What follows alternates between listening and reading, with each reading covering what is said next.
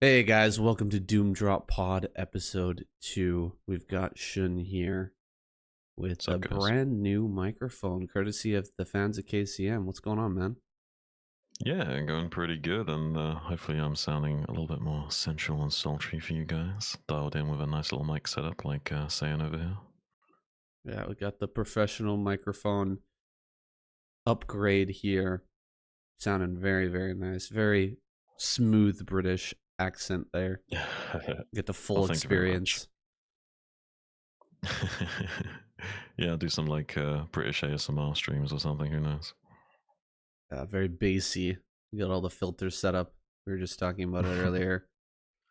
Yeah, Ozzy said like an hour or so before we just went live, the episode, that something to the effect of I sounded like that, what's that guy's name? Corpse Husband or something? Like a more chilled out version of him. I don't know who He's that like, is, but maybe the oh, viewers maybe know. yeah, maybe some of the viewers know. Is that a artist, like a Oh, it's a musician? pop, like a popular streamer that, like, I think he actually, I think something happened to him. I think he like got depressed and something happened to him. But yeah, he was like known for like having like a deep bassy voice, and Ozzy said that I sounded like a more chilled out version of him. Hmm. It's interesting who actually ends up getting popular for streaming. Sometimes it makes sense. Sometimes it really doesn't. Like I've been Yeah. watching the Twitch like most popular streamers recently, just trying to get some ideas and like think like what can I do to improve my stream. Some of them are weird. Like there's a few out there who I really don't understand why they have 35,000 concurrent viewers. It's kind of crazy, or 40,000 Uh, concurrent viewers at a time. do you wanna like put some names out there of people that have kind of like got your head scratching? I honestly don't remember the names off the top of my head, but yeah, there's a few out there. You guys probably know what I'm talking about. Well, I imagine a lot of these streamers like are able to stay relevant through their own like ingenious like outside of the stream networking and stuff, and Mm. like, understanding the algorithms and the clickbait nature of streaming to kind of know how to keep themselves relevant, even if that's through like weird means. Sometimes that could just be as much as like stirring up drama with other streamers or something, just like get some clips on like live stream fails or what have you.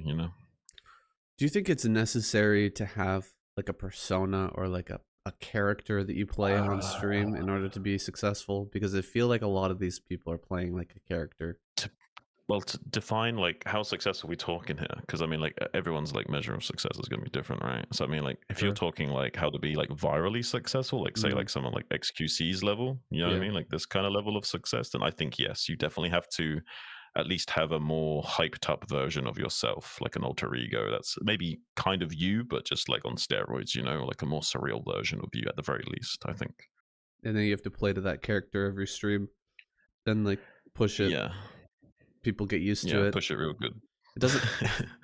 I'm realizing that you don't have to be perfect. Like you don't have to be No. you know, If anything, the a opposite is role true. They want model. you to be imperfect. Yeah, if anything, the opposite is true. They want to see you mess up because then that's funny, right? They get to Mm. see the human side of you as well, and that develops parasocial connections and stuff, which is also going to keep your engagement. If they can like feel like they know the real you, even if they're not actually seeing the real you, they're seeing the persona you, they can kind of get that illusion that they're kind of getting a peek behind the curtain once they're like watching as many of your streams as they might. And after thousands of hours of watching your content, eventually they're going to feel like they start to know this person on a deeper level, and that's going to really foster a parasocial connection, right? Yeah, they know a character. I mean, that's how regular relationships work too, right? Like a lot of people Mm. play a character in their job or in their relationship with their spouse. And they're not really showing the real them. It's like a Yeah, I fake mean, version of themselves. I think Alan Watts kind of talks about this a lot in his like sort of Zen lectures, and he kind of like touched upon the whole thing of like we're essentially just like at playing roles in this like world stage, like we're not actually when we are not our labels, we're not the person, we're not the name that we were assigned to at birth, or our gender or our age or any other label, but we play these roles in society to fit in and to function as a cohesive unit, humans working together. But it's still on some level always going to be a facade. You know what I mean? These are like social masks that we're wearing to fit in and function and work together. If everyone was just doing, if everyone's like letting the intrusive thoughts win all the time, so to speak, it'd be like a bit of a chaotic anarchist like wet dream. You know what I mean? Would be kind of chaotic, yeah, I guess so. Um, the whole like facade thing. This is something that led me, like, thinking about this and talking about this led me down the path of kind of relinquishing or letting go of ever lying. Do you know what I mean? Like letting go of uh, any sort of alter ego persona.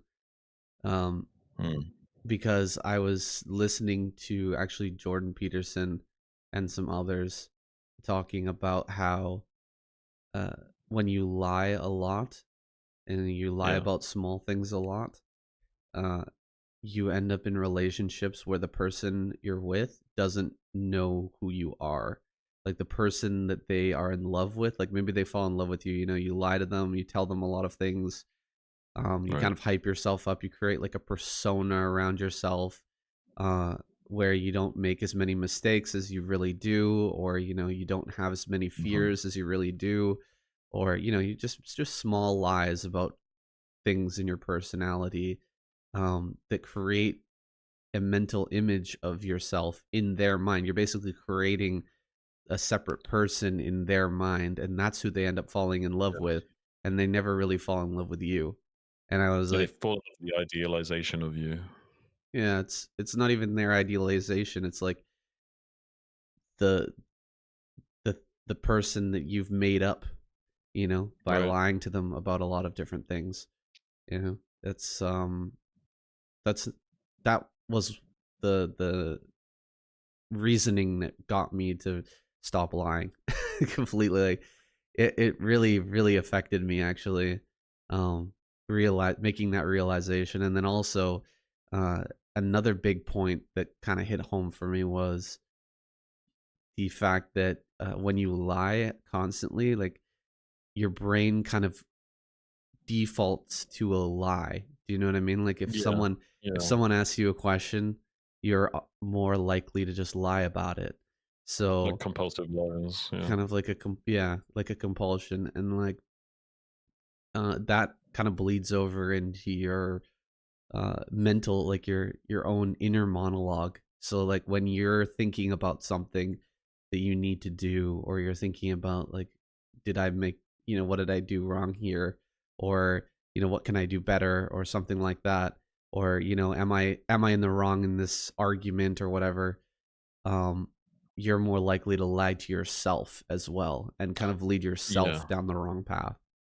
And those are the most detrimental lies, are the ones that we tell ourselves at the end of the day. And because I mean, it's one thing to like have a social mask and be like, yeah, I'm cool shit, look at me, look how cool I am. It's one thing to do that, but if you're like genuinely like telling yourself these things and trying to convince yourselves of like a warped reality is happening when it's not, I mean, sure, that might give you a sense of empowerment to like make you feel like have, I don't know, have some kind of pseudo hyped up self esteem or whatever. But yeah, that's a really rickety framework. And if you're just gonna paint over the rotten scaffolding of your life with a fresh coat of paint, I mean, you might look good from the exterior, but the reality is like painting over that rotten framework means it's all going to come crashing down eventually. It's only a matter of time.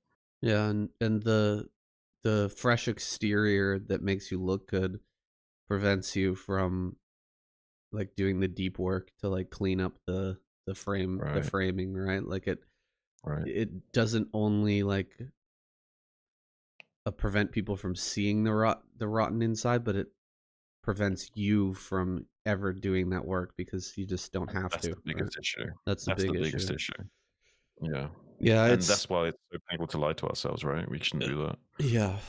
Yeah. Well, I think what he was saying and what I'm saying is that the only way to not lie to yourself is to not lie to other people as well. You know, you have to be you have to be Mm. honest, just honest in Well, general in order to well, if avoid those. if I'm not mistaken, I think like more accurately what he was saying was John Peterson. This is he does his best to try and tell the truth to his to the best of his knowledge. Obviously, we can Mm-hmm. accidentally speak untruths, right? That's we're fallible as humans. We're going to make mistakes and what have you. But to the best of your knowledge, telling the truth is the main thing here. Like he's quite careful with his words, so Mm-hmm. much so that he's very good in debates where he can, deflect answering a very specific question because he's good at like skirting around that. But the reality is he's very good at choosing his words because he's so careful about not speaking untruths, right? He's Mm-hmm. thinking really hard to make sure he doesn't lie to both himself and to others around him. And that's like the biggest takeaway from that, right? Right. Just not being casual with your speech and just letting your, Mm, your words just spill out. You have to be careful not to lie. I find that like as a practice, not lying has made me a lot more careful with what I say because I don't want to lie and then have to go back later because that's one thing I've had to do. right. I haven't been perfect. I've made some mistakes and like then I have to go back. I've always forced myself to go back and tell the person like, "Hey, sorry, that was not true. Um, I didn't mean to lie," or I accidentally lied, Yeah. and now I need to explain myself. Like that's hard. It's very hard, but it actually feels great once you get in that habit. Like it feels really good to just like clear the air and just tell somebody, "Hey, that wasn't true." And even if you don't, and especially when you don't have to, like it's not even a big deal. The person will like really take that to heart. Like, oh wow, he's really like serious about not lying. You know what I mean? It's Well, yeah, yeah. it can also foster a sense of trustworthiness. I mean, if you're that willing to dive into your own mistakes and own them so openly and freely, voluntarily is the main thing, that you're Hmm. not even having to be confronted to come to this rationalization is the main thing. You're offering this up freely, right? So you're both being vulnerable and you're like maintaining a sense of like high emotional intelligence because you're like saying, hey, I did this thing that wasn't cool. And yeah, by volunteering that, you're like taking all the sting out of it as well because there's no necessary confrontation. You know what I mean? Like you're able to like deal with it in a very chilled out way, and that person probably feels more trusting of you because they're gonna think, okay, maybe in the future if there's other problems, like I might not even have to do much heavy lifting. Maybe this person can do the introspection required to like figure shit out on their own. I wouldn't have to like make much effort in this relationship as far as like the confrontation and issues are concerned. I think it does foster some trust, and that's I mean, being a trustworthy person is a huge benefit for sure. Just But I also think that the main thing here is the trusting of the self, not so mhm, much getting the other person to trust you, but being able to trust yourself. Because if you yes, can trust yourself and trust your word, you're also fostering like a sense of not only independence but like self assuredness. Because then life's challenges will be much less daunting if you feel much more capable in tackling them honestly, right? If you mhm, can be introspective and honest in how you're dealing, not just like, oh, everything's fine, the house is on fire, but everything's fine. You're not got this like kind of like you're not glossing over the problem, are you? Like if yeah, you're actually doing the introspection properly and being honest with yourself, that's fucking powerful, man. Like not much can topple you if you're able to do that sincerely. that's the goal. Right. That's the yeah, the prize for going through the difficulty of not lying. You know what I mean? It's difficult, Yeah. man, sometimes to not lie, to just have like the very easy way, not to take the easy way out ever, is very difficult. Yeah. I can agree to that. I also think it's good in relationships where by being your authentic self in that regard, where you are not trying to get people to like you by making yourself out to be something you're not or what have you. I also feel like that really does foster genuine connection with people because you're then kind of filtering out the people that won't like the real you with the people that will, and then you'll have healthier connections and relationships because the people that stick around to actually like vibe with you are going to be people that actually like you, not like you for these superfluous like mirror images of yourself that aren't even real, like we were talking about just now. That's right. And people are more likely to tell you the truth as well. I mean, people, of Hmm. course, will lie to you, even if you tell them the truth 100% of the time. But I feel like they're more honest when you're being honest all the time, and it really Yeah. helps. It helps them to kind of like match you. You know what I mean? Like they'll make more of an effort to be honest. It seems, just from my experience, but you know. Yeah, I feel like there is a kind of like underlying transactional nature to a lot of relationships, even though it's not necessarily healthy or like should be the goal of the relationship. But it does seem to follow that you get more of what you put out in the world, in the sense of, if you're a toxic piece of shit to your girl and you don't give her any emotional availability, I really fucking doubt she's going to do the same for you, unless there's some kind of trauma bond where, because you're being a toxic piece of shit and being avoidant, she clings to you even more, kind of thing. But if that was not the case, then yeah, like attracts like. So I feel like by being more honest and open, you're going to attract people that'll either be more comfortable doing the same with you, or just attract that type of person to begin with. Well, I know you wanted to talk about relationships today, Shin. What did you have in mind, man? I got your information, but I wasn't sure what Well, direction you wanted to take this conversation. relationships, yeah, but more specifically the connections of those relationships. It doesn't necessarily have to, like, be limited to romantic or friendships or anything, but just human connection. But I guess we can look at it through the lens of relationships. I want my presupposition or hypothesis is basically that I think there's like a trinity or a triangle of fundamentals or pillars required for fostering those healthy, lasting friendships and connections. And that's in the form of the 3 points being attachment styles, love language, and shared values. And I wanted to go into those three things in detail. I like where this is going. Go on. Let me know. Okay, so we'll start with attachment styles. So, speaking in like pop psychology terms, that'll certainly be easier for most of our listeners who's probably been exposed to some of this talk before. So, the attachment styles, so you've got anxious, avoidant, and secure. So, for the purposes of this, we could imagine the anxious person being the clingy girlfriend or boyfriend who, say, is kind of somewhat dependent on the happiness of their partner, kind of like a sense of codependency to function. Like, their happiness is kind of tied with their relationship partner, and as a result, that can usually manifest itself in the other partner becoming more avoidant, which is the other attachment style. Which is basically like, if there's some kind of confrontation and there's an argument that erupts, the avoidant person is much more likely to be like, right, I want to leave right now. I just want to go. I don't want to be here. The anxious person's much more likely to be like, no, no, please stay. I want to talk about this. Whereas the secure attachment style, the third one, is basically where you have like a sense of independence and you don't actually need any kind of like reassurance or what have you. Not in the extreme sense. Obviously, you still want emotional support and connection, but day to day, you don't need to know that person's okay to feel okay. You can go about your business. They can go about their business, and there's no issue.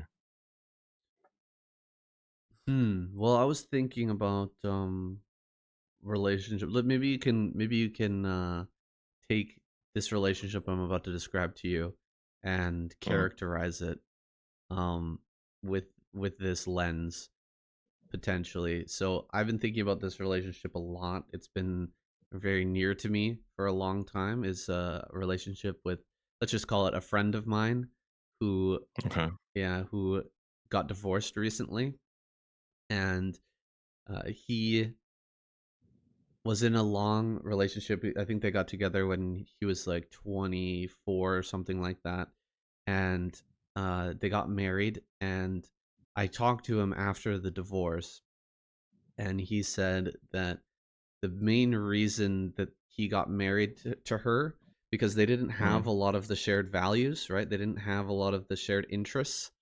The reason he got right. married with her was because he felt that she would never leave. And I feel like a lot of people who are out there who are getting married today are in like a kind of a weird, it, they have like a weird attachment problem where they're Right. scared that people will leave, and so they end up dating and marrying people who are they believe are kind of below them. Do you know what I mean? They feel like that person is Yeah, I like know exactly what you mean. less than what they bring to the table, like less attractive, less wealthy, less interesting. They pick somebody like that because they think that that person will never leave them. Can you characterize that with what you just said? Yeah, so this is going to be the framework of like really unhealthy relationships, by the way, because Yeah. I'm going to tell you right now, you want someone that's willing to leave you. In fact, you want someone, if anything, that's willing to leave you in 30 minutes flat from you doing something that's totally heinous. You know what I mean? Mhm. You want someone that's prepared to walk away, and the same as you should want someone that you can walk away from, because Mhm. then you at least know you're going to be operating from an authentic framework. If you go forward with the mindset of I don't want this person to leave or I don't want to leave this person, you've already set yourself up to fail. Doesn't matter if you're in the masculine frame, feminine frame, doesn't matter. That's completely irrelevant. All that matters is that your mind is on not wanting to be abandoned or not wanting to abandon someone, and then you're fucked after that. Because like then you will operate from that framework, and you will not be able to be authentic with that person. You won't be able to give them the kind of feedback they need. Sometimes it's going to need to be negative feedback. Sometimes you gotta have a bit of teeth. Not in the sense of being toxic, but you gotta be critical when the time is to be critical, right? You can't always operate from the framework of I want to act in a certain way so this person doesn't leave me. And the same as like you don't want a partner that will never leave you, because then that just enables you to be Mhm. an unfulfilling partner as well, and just create a toxic environment. If you genuinely believe that this person won't believe you, do you honestly think you're going to treat them well? Mhm. Yeah, it sets up a situation where you can really take advantage of that person. Right. When you know that they are not gonna leave you. But the funny thing is that the people that you think are not gonna leave are usually the ones that end up leaving, like, she left him, right? Like, it's, Right. But this is because he acted in such a way where yes. he thought she would never leave, and then Yeah. she left because he acted that way. Mhm. Yeah, I understand what you're saying, like, you need to find somebody who doesn't need you to be there, who doesn't need, that, or who isn't, like, reliant on you for Right. everything, right? Who is not reliant on your affection, your love, your money, or whatever. It just like they need to be sort of independent, at least to the point where they're capable of leaving, so that you can, act as though the what you do in the relationship actually matters. That they Mhm. might leave, right? And then also you have the ability to leave, so you're not thinking about like I have to do this thing, otherwise they'll leave. You can just act the way that you would act, and you don't have to just hope that they're not going to leave. You could be more secure. Secure attachment style, obviously the best, guys. That's what we're trying to Yeah, say. and just so you know, like one of the biggest issues with this pop psychology is it's very easy to point the finger at your spouse or significant other and be like, "Oh, it's because you're avoidant that this relationship is the way that it is." Because every time we have an argument, you want to walk away. That's the problem. You're just too avoidant. Like the problem is that you're not looking at yourself enough, because a lot of the times it's the your attachment style is enabling and reinforcing their attachment style. So the more anxious you are, the more avoidant they will be. The more avoidant they will be, the more anxious you will be, and it creates a toxic dynamic and a push pull dynamic between those two forces, much like a magnet that repels another magnet. The more the anxious person pushes, the more the avoidant person avoids and is repelled, and creates very unhealthy toxic dynamics. But that's not like to say that it's unfixable. An avoidant person or an anxious person can gradually work on themselves and become more secure. So it's not like you're fucked or anything. But like I was saying about this trinity of fundamental things, there's a lot more that goes into it. And from the sounds of it, that relationship was doomed from the start just because of the lack of shared values. Yeah, shared values are super important. But Yeah. those come in different forms, though. Like I would say that comes in the forms of your beliefs or your shared goals or your united vision. Like, I mean, it doesn't necessarily.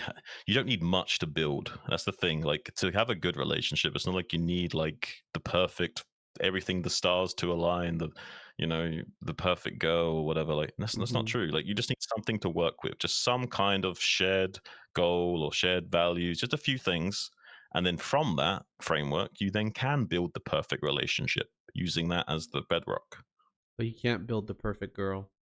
Let's make No, that clear. You're not you, no, we're not in the business of changing people. That's not our really our life. MO. Yeah, that's not what humans are here to do. We're not here to make other people into better things, you know. We're on this earth to manifest our own destiny. And if you are like disappointed, you know, you're not happy with how what a person is, then you shouldn't be with them, because you're Right. not going to change them. And I've seen so many people go Yeah. through incredibly rough, terrible relationships thinking that they're going to be able to change the other person, and it's just not. It's not doable. Like maybe what you're saying, like what you were saying about like avoidant or attachment style, you know, maybe they can become stable in the future. I would say that that's almost not possible when you're already inside of a Well, they're relationship. already in the yes, Yeah. because by that time they've already created a trauma bond in some way, shape, or form. It's usually impossible to break free from that trauma bond while you're in the trauma bond. So usually you have to do a full detachment, and depending on how big that trauma bond is, that could take any time from a few weeks to a few months to maybe even years, depending on how well you're able to do the introspective work and whatever to get over it. And some people don't get over it for a long, long time. And when you know you have gotten over it is when you're not obsessing over that person all the time. So you're not thinking about them anymore and stuff. And it's kind of hard to do that when you're in the relationship, right? Yeah, for sure. It's super necessary to change in order to change yourself. And the way that you approach relationships is to let go of your relationship. It's so hard to change when you're already in one. So Well, yeah, difficult because to change the patterns. basically the definition of being secure in your attachment style means you're okay being alone. That's the whole Mm. point. You're okay with yourself. You're okay being alone. You're okay with these things. That means you're able to attach securely to other people because you're not dependent on other people.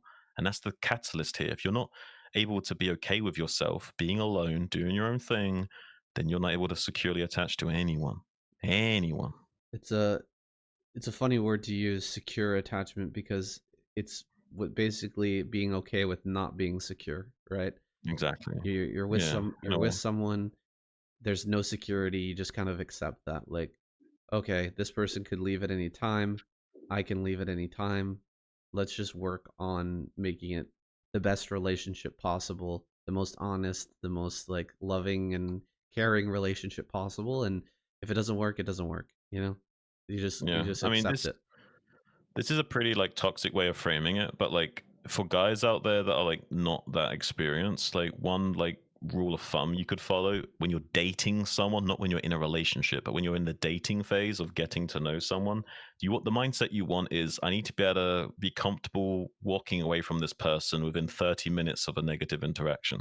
If you're not capable of walking away from a person completely after 30 minutes of something negative enough happening, then you're not going to be operating with an honest enough framework to actually like attach to someone securely, because you're going to be smitten by this person to the point of you're going to ignore all the red flags and not really understand what green flags you're even looking for, and you're going to get all tangled up in all kinds of like manipulative webs potentially if you don't have that mindset of being prepared to walk away, especially when you're getting to know someone in the early stages. If you're a young person and you're trying to date, man, it's rough out there. That's brutal, man. It's yeah, it's a strange landscape, but I would say having more relationships can get you you have to be able to have a few relationships and like get heartbroken a couple of times before you can have the secure attachment style. I feel like the first time you fall in love, the first time you meet someone and you're like really smitten by them is so hard to remain detached. Yeah. It's Oh, 100%. it's it's so easy to fall into like the anxious trap.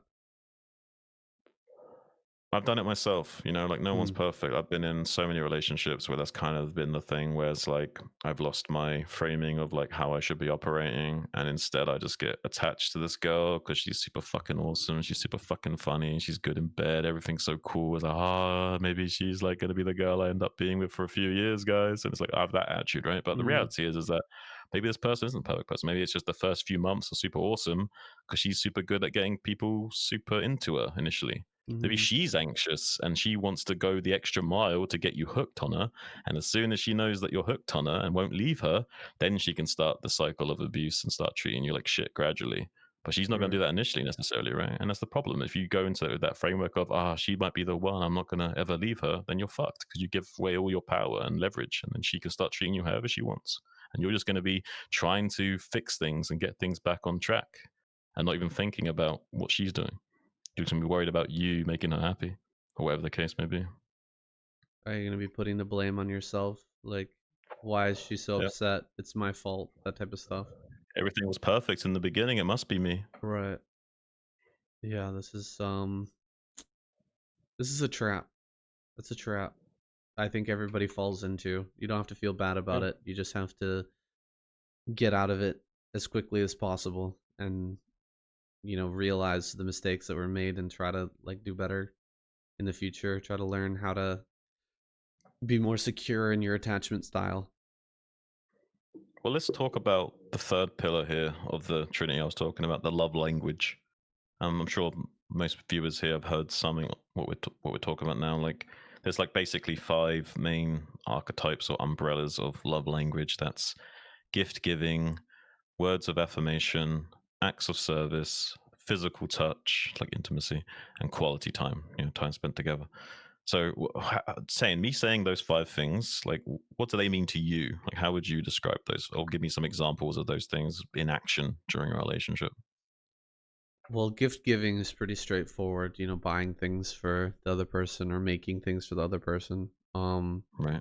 Acts what did you say was the second one? Acts Words of of affirmation. words of affirmation. Okay, that's like, telling someone you love them when you're leaving the door, saying nice things to them, telling them they're beautiful, telling them they're handsome, like giving them positive reinforcement when they're doing good things.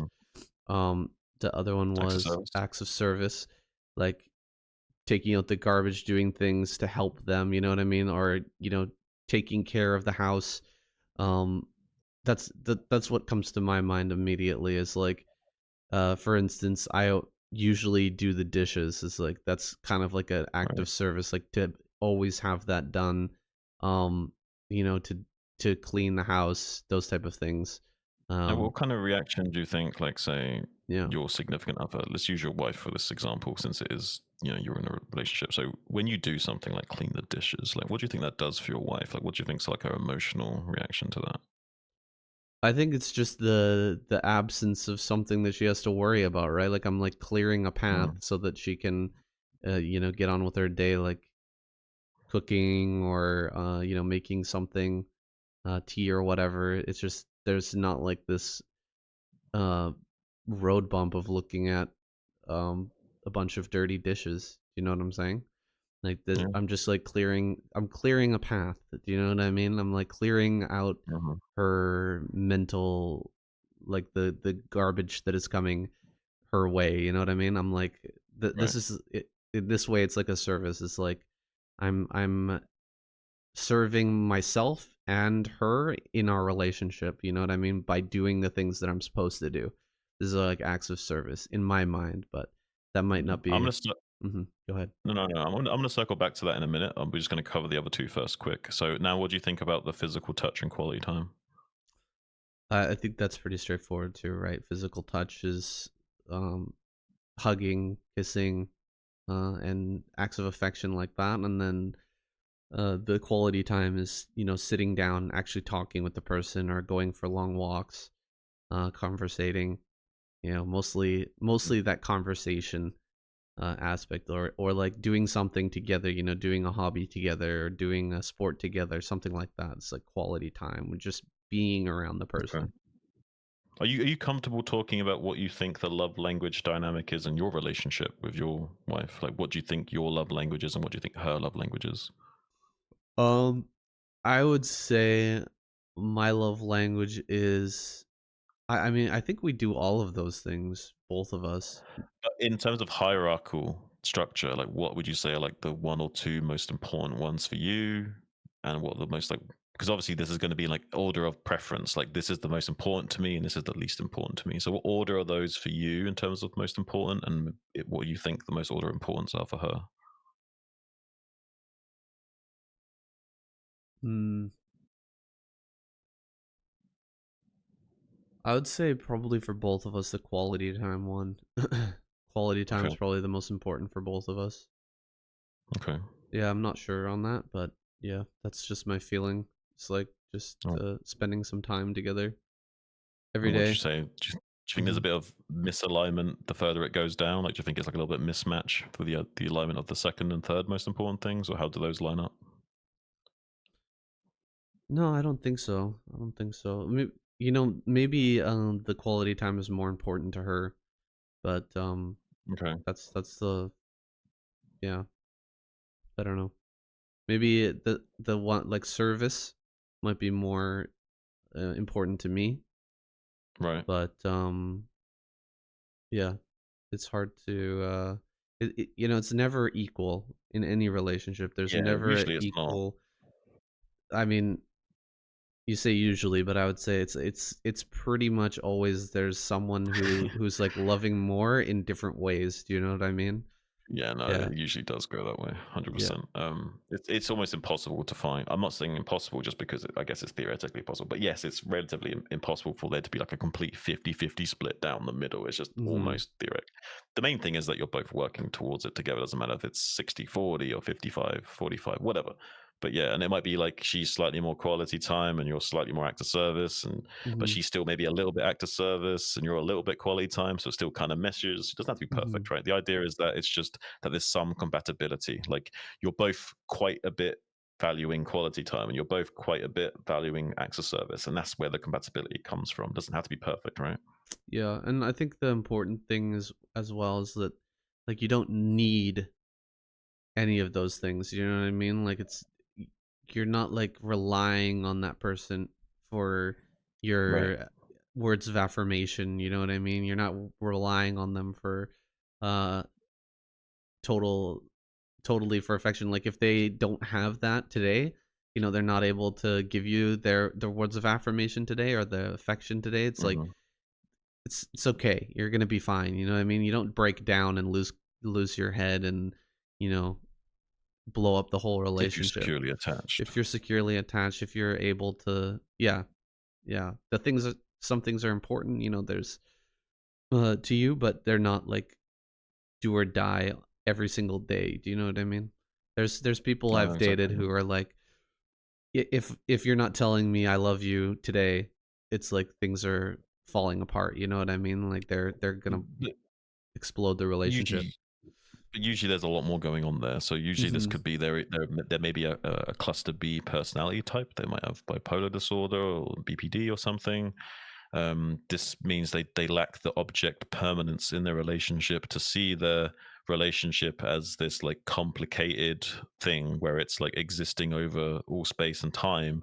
They need that like day to day reassurance because they don't have that object permanence of realizing, hang on a minute, over the grand scheme of things, this relationship's really good. It's just that we're having a rocky day because he's not feeling good today. You know what I mean? Mhm. Or whatever the case may be. They don't have that object permanence required to be able to be like, oh, okay, he's just having a bad day. Like, I don't necessarily need to worry about the fact that he's not saying how amazing I am today. That's okay. Because usually he does. You know what I mean? They don't have that ability to do that. Right.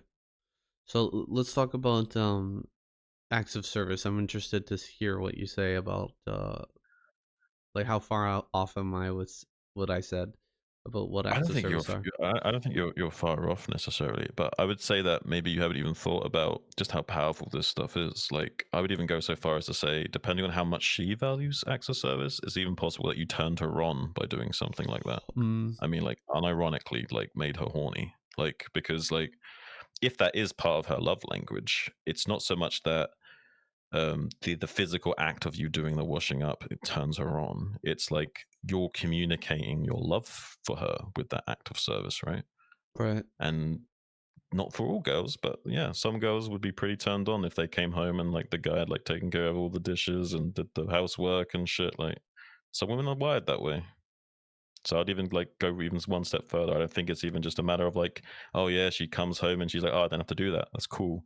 I get to relax. I think that potentially is even like enough to spark intimacy and like yeah, All right, so I kind of had it in my head, I guess. The right kind of thinking yeah, there for acts of service. 100%. I don't know. I feel like that's something that I've evolved over time throughout relationships. Like it it's definitely like a key point of my style of relationship now is like I really try to do those things. Do you know what I mean? Because I know that Mm. um it's like really important to your partner to see that you're actually, you know, caring about the house, caring about the stuff that they have to do. Do you know what I mean? Trying to like, Well, yeah, yeah. especially if that's say for example the hierarchy was structured for her just for argument's sake that she really didn't value words of affirmation just for argument's sake, Okay. like say she didn't do anything for her, like you say like oh you're amazing babe you're beautiful all that and it just she kind of like likes it but doesn't really do anything for her in terms of like you know feeling that you love her, you know what I mean? Mhm. And it might be that but she needs that act of service because it's like a physical manifestation of your love. Maybe words don't do it for her. Maybe it's like she sees the words through action more, and it could be that she needs that other manifestation of love to even believe you on a deeper level, and just the words alone like the affirmation wouldn't cut it. Whereas for someone else maybe they do care more about the actual words because it's like they trust you enough that you are speaking your truth when you do say them, so they still have that gravitas. So when you do say these nice things to them it does still hold that emotional weight, so to speak. Mm. So if you're lacking in certain areas, then it might take away from the other areas Yeah, that's of the thing. That's where the mhm. lack of compatibility can come from, right? Because Mm. say if your girl's like really super insecure and like hated how she looked and like always like looked in the mirror and said, "Oh my god, I look so fat," or "My ass is flat," or whatever the case may be, like yeah, you can sit there and boost her up, pep her up, and say, "Nah, you're beautiful, babe. I love you." Like, at the end of the day, it's not going to do anything for her. And like 10 minutes later, after being hyped up by you, she's going to feel shit again, and it's like not going to do anything for her. If that's not her the way of like, she won't believe you. Like she hear the words and process them, but deep down, she's not going to believe you. You know what I mean? It's Mm. not because she doesn't trust you; it's just she physically can't. Doesn't work for her. Right. Right.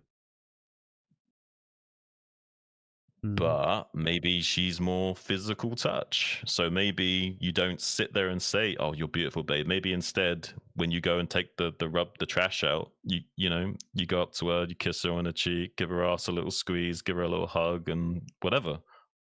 Do whatever she's into, snuggle her, nuzzle her, you know, whatever, like some kind of physical intimacy instead of the affirmations that you know she's not about or whatever, you know, whatever the case may Mm. be, Mm. and that will make her feel sexy and loved and blah blah blah without you having to say anything. Right. Right. Hmm. Yeah, I don't think that I or my wife are like lacking in any of the areas, but this is what this is what I was looking for when I was trying to find a partner, was someone who is Right. more balanced, because I've had a lot of bad relationships with a lot of people who are completely out of whack in different areas, and Mhm. personally I feel like I'm quite balanced, and I need, like, it's glaringly obvious when someone else is out of whack, you know what I mean? Like if Yeah. when you are a very like uh secure attachment style with a balanced personality, when you meet somebody who's like highly anxious or highly um uh, what was the other one, Avoidant. avoidant, there you go, it's like really crazy, you know, you feel the crazy, like you're being sucked into the crazy whirlpool, you know what I mean? Yeah. You Yeah. could feel like they have like a gravity to them that's like sucking you into Well, they're trying to polarize you Right. subconsciously. They don't even recognize that they're doing that, but they're trying to polarize. If they're anxious, they're trying to make you more avoidant. If they're avoidant, they're trying to make you more anxious. Simple as that. And you can feel yourself kind of slipping into their insanity, you know? And even if they're not insane, they're just the way that they are um executing their relationship is like, this is not healthy at all. But you know, That's what they're used to. if you get too deep, you become like that, right? Like, Right. even if Exactly. you are like a normally balanced person, if you get too deep in a relationship, you will become like an anxious one. You know, you will become that thing that you weren't initially, right? Like, it's Hmm. uh it's a slippery kind of whirlpool situation. You know, you're being flushed down the toilet, you're spinning around the rim, you know, and you can feel it. You can feel it, like Yeah. the vertigo of being, flushed is it's real, and I've learned to kind of like avoid it, to like without sounding like an avoidant person, to just like, oh well, this is what's happening. Let's get the hell out of here. We're not down for this type of shit.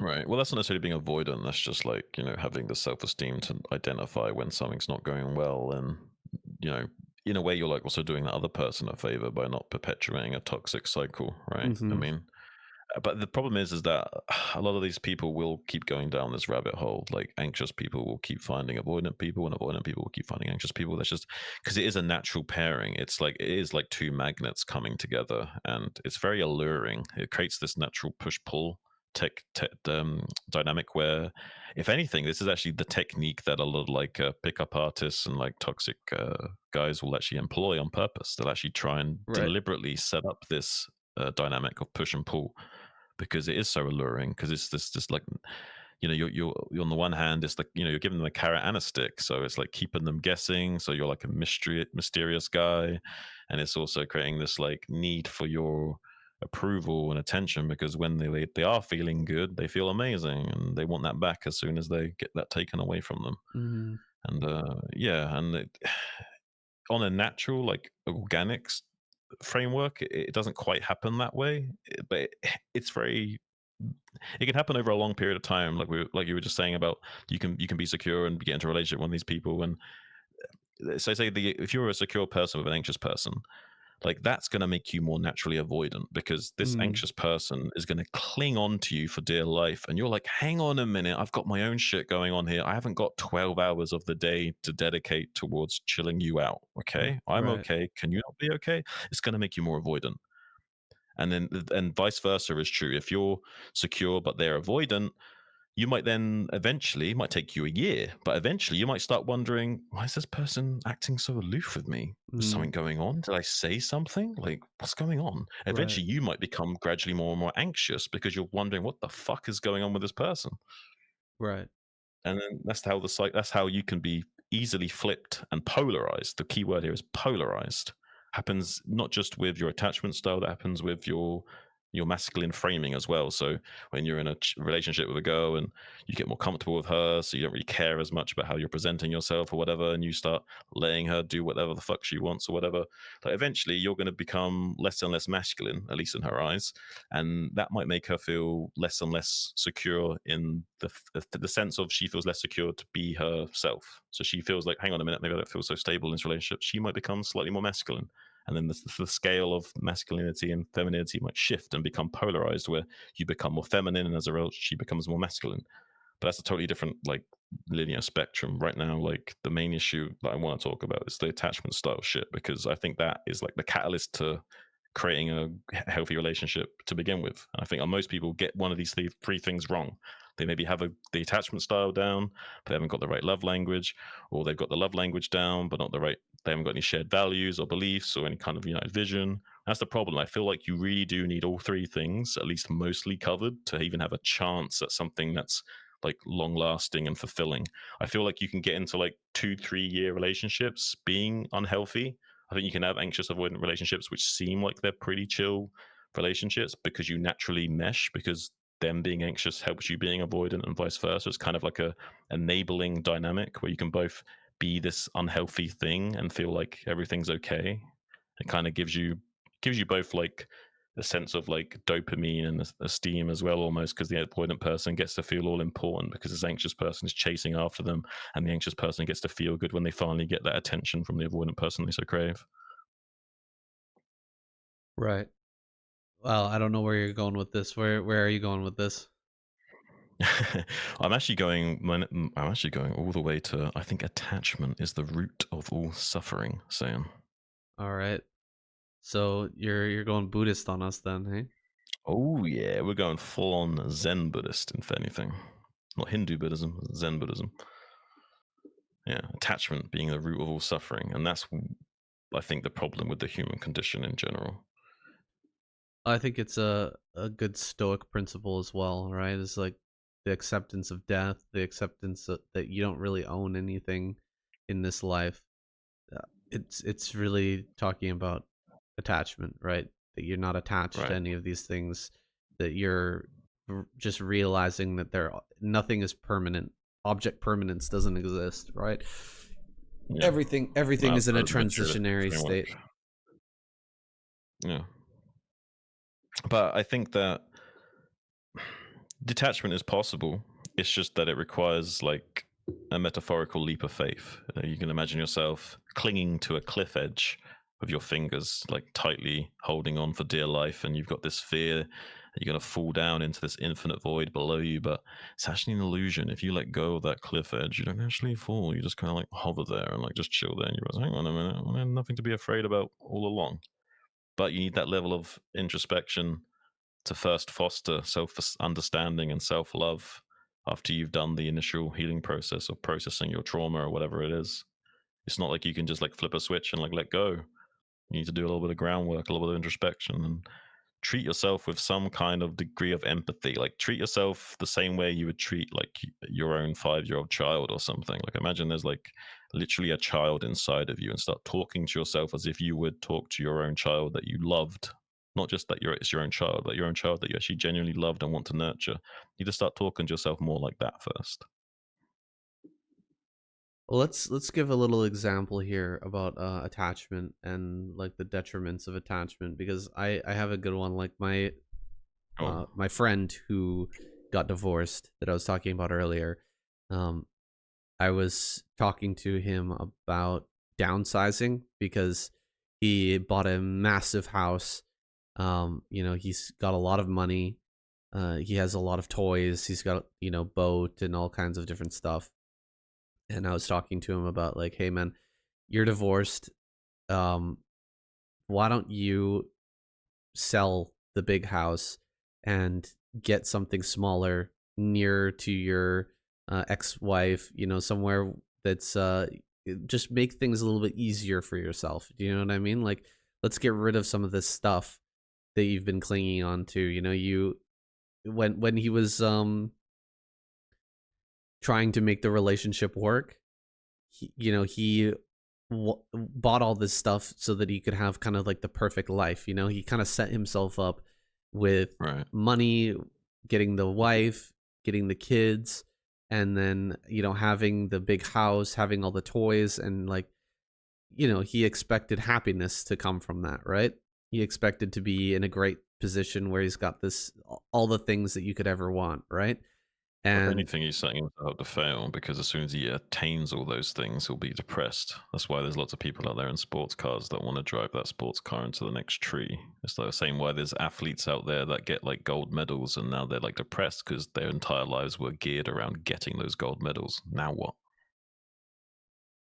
right. So as his marriage was falling apart, I was telling him, you should move, you should sell the big house and move somewhere else because the wife wasn't happy in the big house.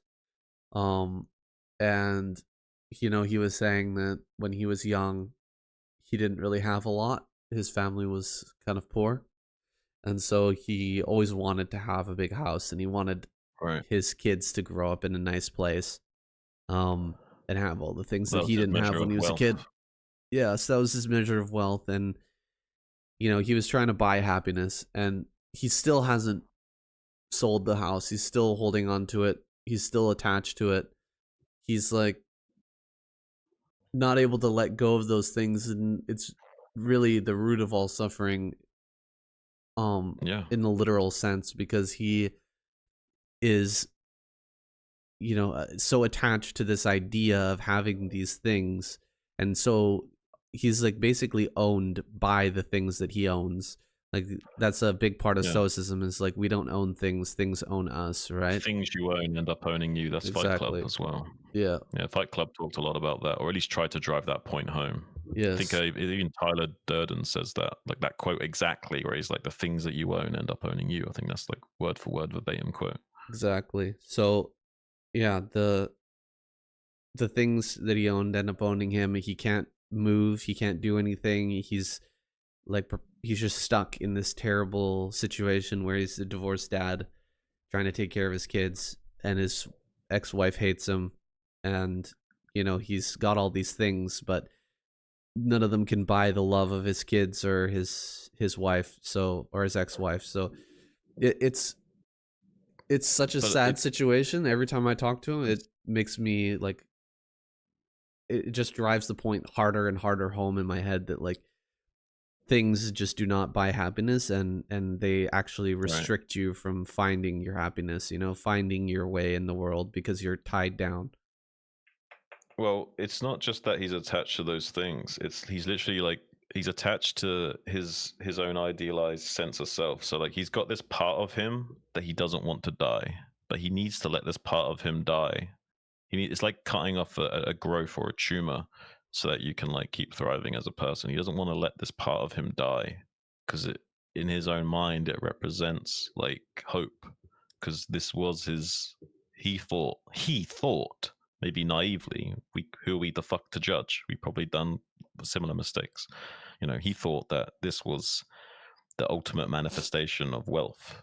And wealth takes many forms, can take the form of money, can take the form of interpersonal connectivity or relationships, could even just take the form of like you're just happy to be a fucking live and your sense of wealth comes from your like day-to-day existence, just your perpetual experience is enough to be wealthy to you. We derive our wealth in different ways, and obviously he is trying to fill a hole from his childhood of not having that sense of financial stability, and he feels like giving up those assets is akin to death, and that's why he can't detach from it, because as far as he's concerned, like giving up that part of him is akin to killing him. And in a way he's right, in a way it is killing him, but it's killing the part of him that needs to die for the new him to grow.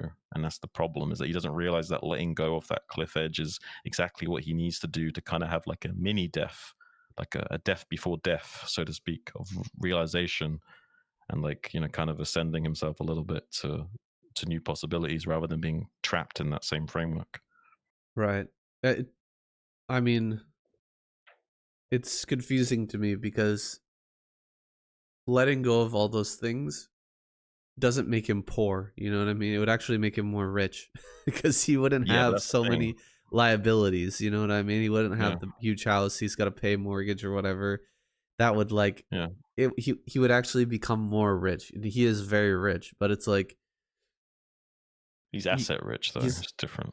no, he's got a lot of money too. Like this is what I'm He's got saying. It's like liquid as he's well. very rich, but Okay.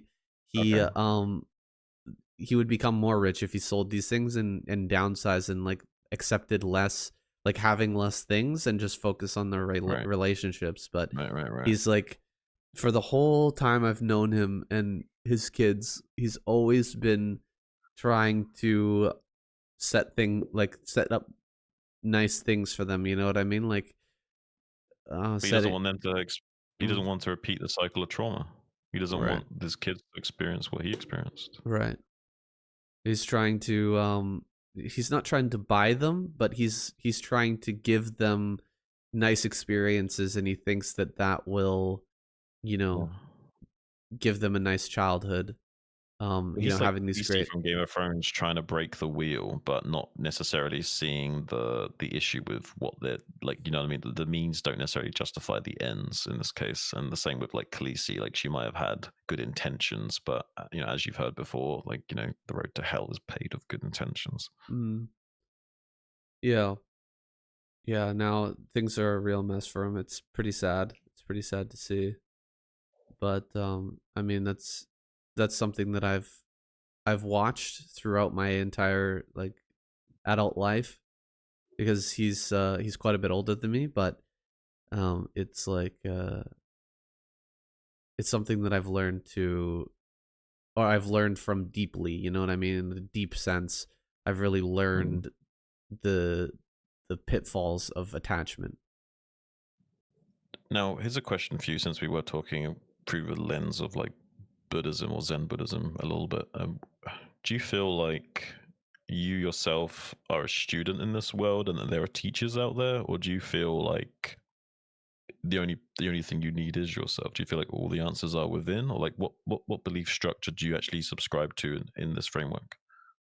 No, I definitely believe that like the world is a teacher, like everything is a teacher, you know. Every you can learn Okay. from every situation. You can learn from uh all different people. Like everybody who's doing some shitty thing to you is teaching you a lesson, you know what I mean? Like they're all um it's kind of like what's the saying, um if you can't be a good uh if you can't be like a good role model, if you can't be a good example, or yeah, then you can always be, you know, a stern warning. If you can't be a good Okay. example, you can always be a stern warning. It's like all these people who are acting shitty to you at your job, or who are, you know, doing these dumb things like saying mean things to you, or you know, tricking you or lying to you. Like they're teaching you the pitfalls of what they're doing, right? They're doing something bad so that you can learn from, you know, not to do those things. But you know, the that has to you have to have that mentality, otherwise you'll end up copying your surroundings, you know what I mean? You can't just start doing what they're doing in order, you know, to be a level playing field. You have to learn from their mistakes and recognize their mistakes. Well, I think that's another trap as well, of like people fall into um, emulation quite often, because there's this like inherent human desire to fit in, or like monkey see monkey do almost. Like it's like, you see an action in a tribe, or and that kind of encourages you to act in a similar way to either gain the same fruits of say social acceptance, or maybe that could be something else. Like maybe you admire someone and think that they represent a more idealized uh, form of being to you. Like maybe like they seem to have got it figured out financially or something, and they seem to like have their finger on the pulse, and it's like you want to emulate their subset of behaviors, because you, on a deeper level, on a subconscious level, think that by aligning yourself to the habits of that person, that maybe you will somehow be able to foster similar successes elsewhere. And it's like, I think that's maybe part of the issue, is that a lot of people are trying to emulate patterns of behavior because they think that that will lead to the same kind of like social standing or financial gain that that person that they're emulating has been able to ascertain. On this However bad or naive that may be. right on this idea, I had for an example, I had a coworker. I Mm. was working at a really really toxic job a couple years back, and there was a lot of toxic people who worked there. It was not a good situation, and I was trying to be as detached as possible to not like take it seriously, and it did end up affecting me in the end. But there was another guy who was there who was kind of the butt of a lot of jokes, and he was you know, kind of being tormented in the But not job. giving it back. But he did end up giving it back. He ended up giving it to everybody, you know what I mean? Like he kind of adopted the Right. style, you know, he kind of like fell in to harassing other people How did they because, react to him doing that? well, nobody liked it. Nobody liked him, and I heard that he tried to kill himself as well. So like he just he fell into that trap, the trap of But what was the main emulation. problem? What do you mean? The trap of emulation? Like he got tormented, and then he became a tormentor, and then, you know, Right, that never but made the him feel reason better. Uh-huh. But the reason why that dynamic went the way it did was because he didn't establish that dynamic from the start, right? Like he first let them just rip into him without giving anything back, and then No, he later, was. like He was giving it back. Like right from the start. he was emulating. I have no idea right from the start, but when I was there, when I was working with him, he was, you know, calling I kind of got back, the impression. being really rude to them, and then also, because they were being rude to him, and then, tormenting other people who were newer than himself. Well, It based on what you told me, I assumed that there perpetuating had to the be like cycle. had to be some sort of a grace period of like before he started to emulate them, though, right? Is what I mean. Well, It's I not like day imagine one of working there he emulated it. I I wasn't imagine, there. I wasn't there on day one when he was there, but right? um, But I imagine if it did go something like that, where it was like the first few days or weeks or however long, he was kind of like not really doing that so much, or at least not putting up much of a fight. It's probably that they didn't like him and disrespected him, and they were doing it through the lens of, haha, fuck you, I'm going to put you down. And he started giving them shit back, but through the lens of like, I'm going to give you shit back just to banter, to like mhm. put up a fight. But they weren't looking at it like that. They were looking at it through the same lens at which they were doing that behavior to him. So then it became when he was, giving it back to them, it wasn't banter. It was like him being disrespectful because they were being disrespectful. And he didn't establish that boundary or dynamic with them from the start to make it more of a healthy banter and less of like a disrespectful thing. There's a lot of disrespectful bullshit going around that job, man. It was crazy. Yeah. Kind of kept to myself and didn't engage, even though there was a lot of shit talking. Just let it go. I think that's Well, there's a big difference between healthy banter and people just like shit being talking each other. shitheads and Yeah. like, yeah, trying to pull each other down only.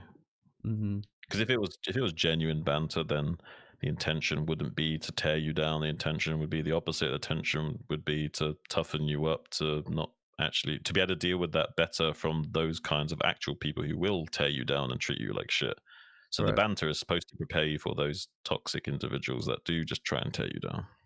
So I feel like a lot of the toxic attacks and that type of thing, the toxicity is veiled in the uh this like a smoke screen of Mm, toughening you up. You know what I mean? It's veiled in the yeah. intention of toughening you up. Like they will say that that's what they're doing when they're really just trying to shit on you and tear you down. You know what I mean? It's like that. This is a great excuse for Yeah. like bullying and acting like a complete ass.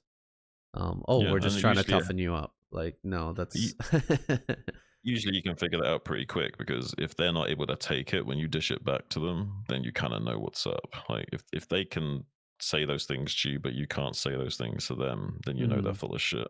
Simple as that.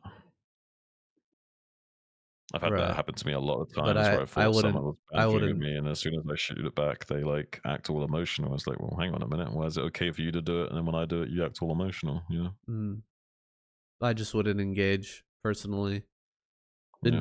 in firing it back. It's like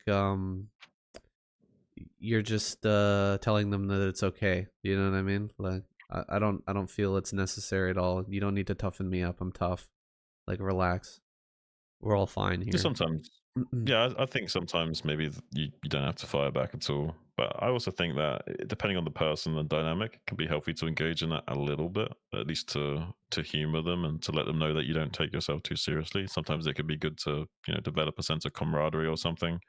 But Mm, again, it depends on the person you're dealing with. Like if they're being genuine and they are coming at it with good faith, so to speak, then you can do that with that person. But if anything, I would argue that you should do it just to kind of figure out what kind of person you're dealing with. So what happens when I shoot this shit back at this guy? Like, is he like liking that I'm shooting the shit back at him, or is he like kind of annoyed? Because you mm, kind of want to get a read on people as well, and you can kind of get a read on people that way. Because I kind of want to, I want better the devil I know. I mean, I want to know what I'm dealing with. The same way I'd rather someone be openly racist because I want to see my racist out in the open. I don't want to not know that the guy next to me who's like actually a really deep closeted racist and I would never find out unless like I really did some digging. That worries me. But the racist that's out there shouting profanities on the street corner, I prefer that because at least I can fucking see him a mile away. I would fire back. I would say that like if someone's hitting you with that banter, that type of thing, and you just are nothing but kind to them, that and you could see they reveal themselves very quickly. Do you know what I mean? Like they out themselves incredibly fast to that type of Maybe, yeah. thing. Like Again, they can't yeah, handle it. You know what I mean? If you aren't gonna engage with them, like they like blow up. They lose their shit because yeah. they yeah. If Those are they're the like the narcissists that it, like need to feed off of the negative energy. Like those are if fairly easy to figure out too. it's genuine banter and you don't engage, you're just totally nice to them, then they're gonna like match your energy. Do you know what I mean? They're like, oh, okay, well, you know, he's Yeah, not into I know banter. exactly. Let's just go with the friendly approach. You know what I mean? I Let's know just exactly match what you the mean. energy. But if they just like hammer on you with banter, even if you're not engaging, it's like okay, you're just an asshole. Like it's very easy to understand. Whereas if you start engaging with them, then it's like it gets complicated and messy and like you know did I go too far, did he go too far, like that type of thing where it's like oh Yeah. you know maybe he's just upset because I like really hit a nerve. Do you know what I mean? Whereas like my approach would clearly you clearly can tell what type of person they are by just how they react. Like I think it's just better just to show people kindness, even if they're a complete asshole. Just show them kindness, and they reveal themselves to you very fast. Yeah, I mean, I do kind of agree with the sentiment of like killing them with kindness. I do subscribe to that a little bit. I don't think it's always the case though. I think there Mm. are situations which are nuanced, and it's like almost you got to be careful with that actually, because if someone's acting in a very overt, disrespectful way to you, and you respond with kindness, you're also signaling weakness, and it might not have the desired effect. Yes, maybe you're looking good moralistically because you're not doing anything and this guy's just being a dickhead. At the same time, you're enabling that guy being a dickhead by like just taking it like that. And also it's signaling to him that it's not only okay for him to do that, but maybe he can ramp it up. So I think it's like not really signaling what you want it to. And yes, sure, you will figure out where you stand, but I think it also perpetuates that kind of toxicity. And they're gonna look for people specifically like you who like want to throw up that framework of like you can't get to me, I'm just going to be nice, but that might be a challenge to them, and some of the more sophisticated dickheads are going to see that as like a nice challenge to like really ramp it up on you, you know what I mean? Like, and Mm, I think that can also get yourself into some trouble. that is that sounds very familiar. Yeah, makes sense. Makes sense. So I think that that did happen to me a little bit at that job as well. Is like the people who just saw it as a challenge, like wow, this guy Yeah, didn't react, like he has no he just didn't care. You know what I mean? Or and he didn't there's a push problem with that as back. well. Then they want to push There's a problem harder. with that Yeah. because and then you don't know what their actual intention is, because they might be trying to make you break the same way some funny guys might want to make like a royal guard smile. Like he knows that royal guard's job is to be stoic and not smile, so it's like fun to make him smile. So it might not be a bad intention thing of like they want to be dickheads, Stu. It might literally be like I want to see if I can make the guy smile. They want to see if they can make you crack a little bit, not even with like a negative intention, just because it's like, yeah, like a challenge thing. But it could also be a toxic challenge thing of I want to fucking break this guy. So that's the thing. Then you don't even know which angle that is. So you're still not really gaining good data because you don't know if they're coming at it from like, I want to make the royal guard smile. It's funny, or if they're coming at it like, yeah, I want to fucking get this guy. You don't even know which one that is. So I think it's a little bit not ideal personally to operate that way from what I've gleaned. Well, let's just make it clear because I think that there's like two different situations that we're thinking of. There's one Mm, situation where you have to engage with this person for a long period of time, and then there's right. the situation where you can just walk away from that person and never talk to them again if you want. I think that Yeah, like a work colleague that you can't necessarily avoid. my idea of or my method we're talking about of just like not engaging and just with kindness that reveals the assholes really really fast, And in the situation where you can just walk away, I think that's optimal.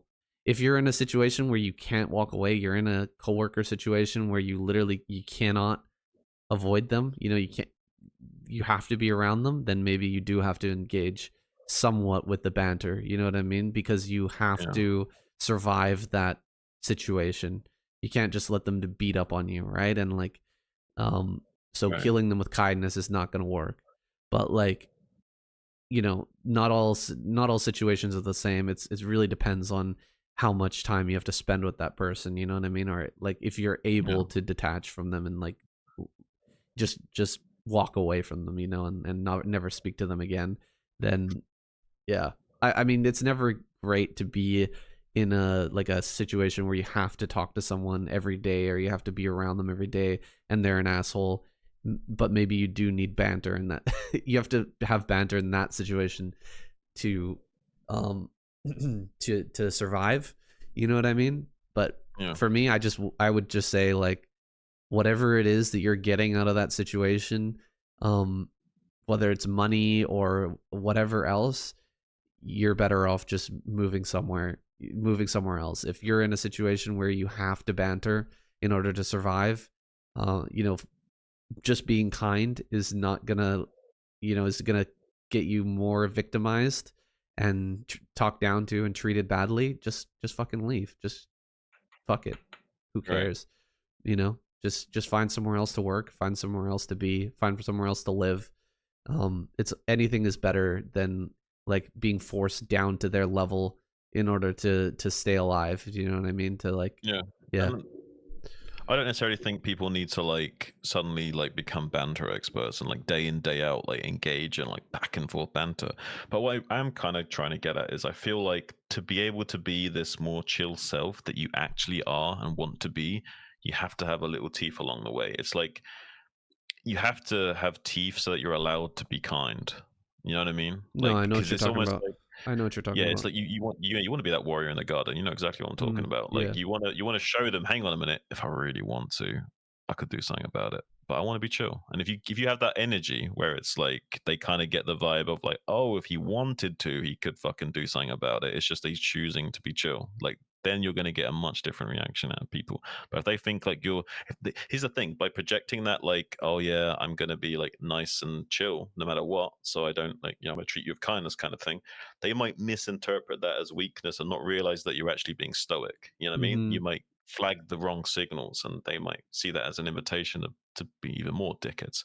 Whereas if you Right. kind of can switch the energy a little bit, because sometimes you have teeth, like sometimes you engage a little bit, not a lot. Sometimes it could just be one quick witty comment back at them, just one thing.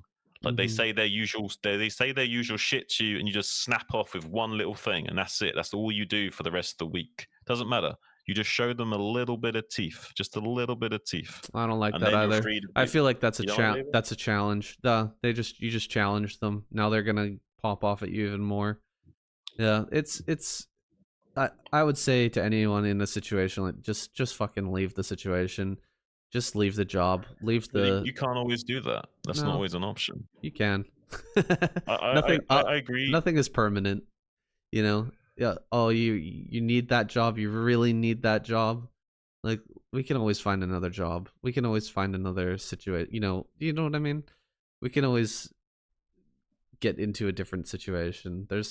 And if someone's really beating up on you and like verbally abusing you and stuff, that there's no reason to ever stay in that situation, I think.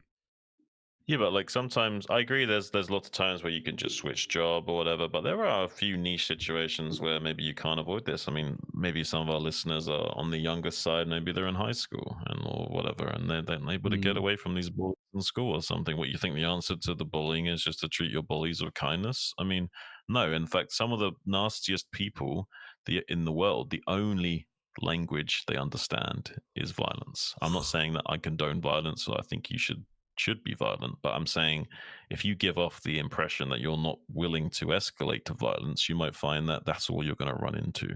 Because Like I found it depends on the guy. So like, let's say if it's like some Russian or some Polish guy, it's probably the opposite is true. It's squaring up to him and getting in his face and showing that you're not afraid. That's probably more of a challenge to him, and he's probably more likely to fight you.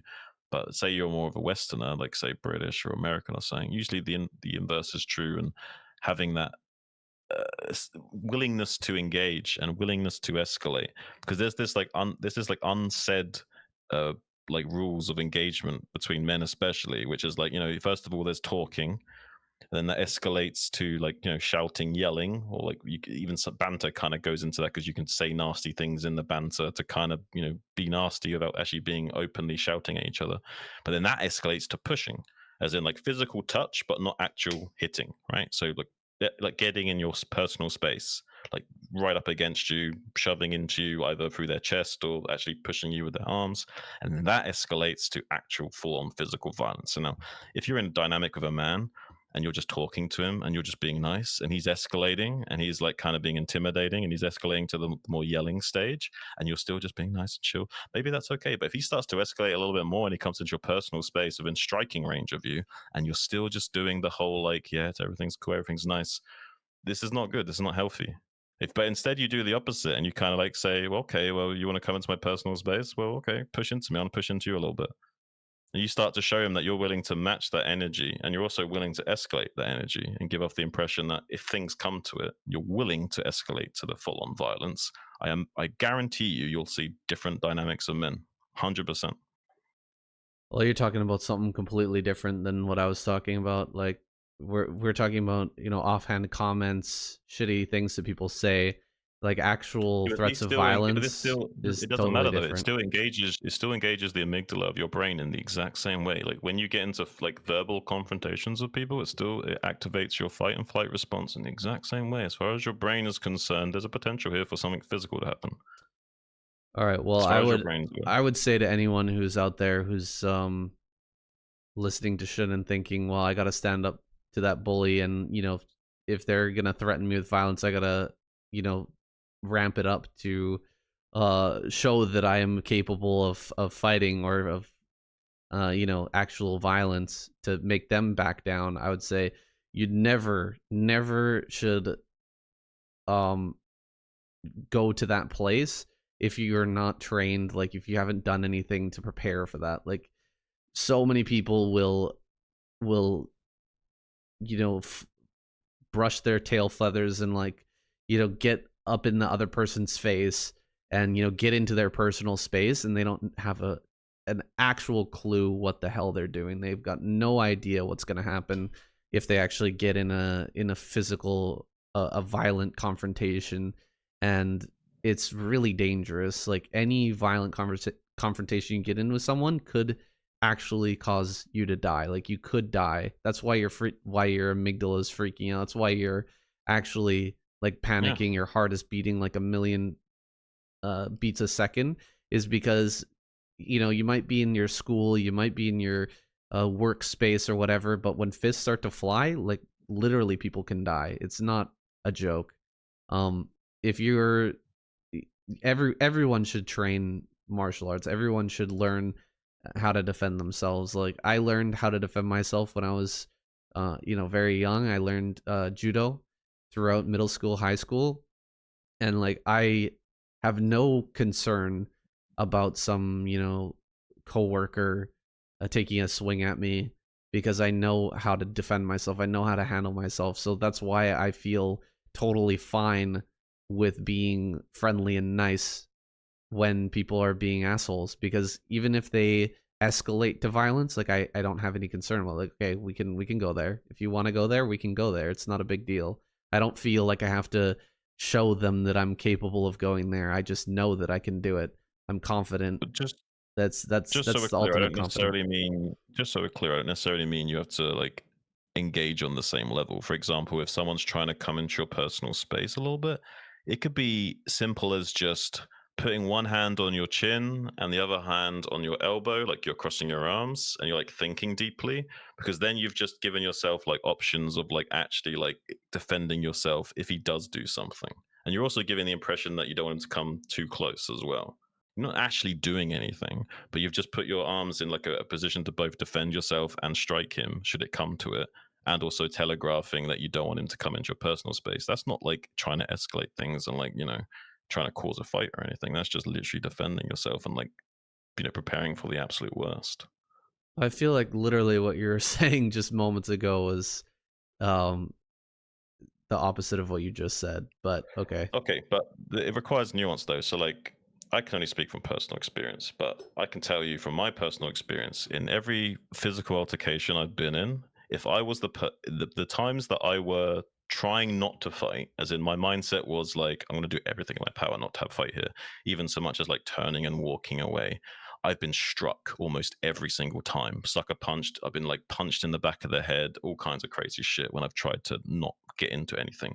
And almost all of the times where I did the opposite and I stayed front facing to the threat, shoulders back, and engaging on whatever level I needed to. And sometimes that was having two guys in my face, and all I was doing was having one hand on the back of my hand on his chest, just controlling the distance. And every time he came in to like get into my face with his fist balled up, I just gently pushed him back a little bit and just controlled the distance while I was looking at the second guy because he had his hand in his pocket. I just want to make sure he's not pulling out a blade or something, right?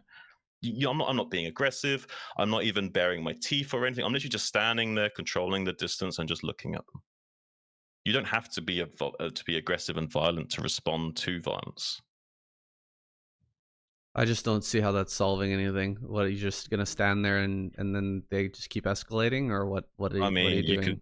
you could turn around and let him stab you in the back. That's also possible, right? I'd rather keep my eyes on the guy with the hand in his pocket and make sure nothing comes out of it.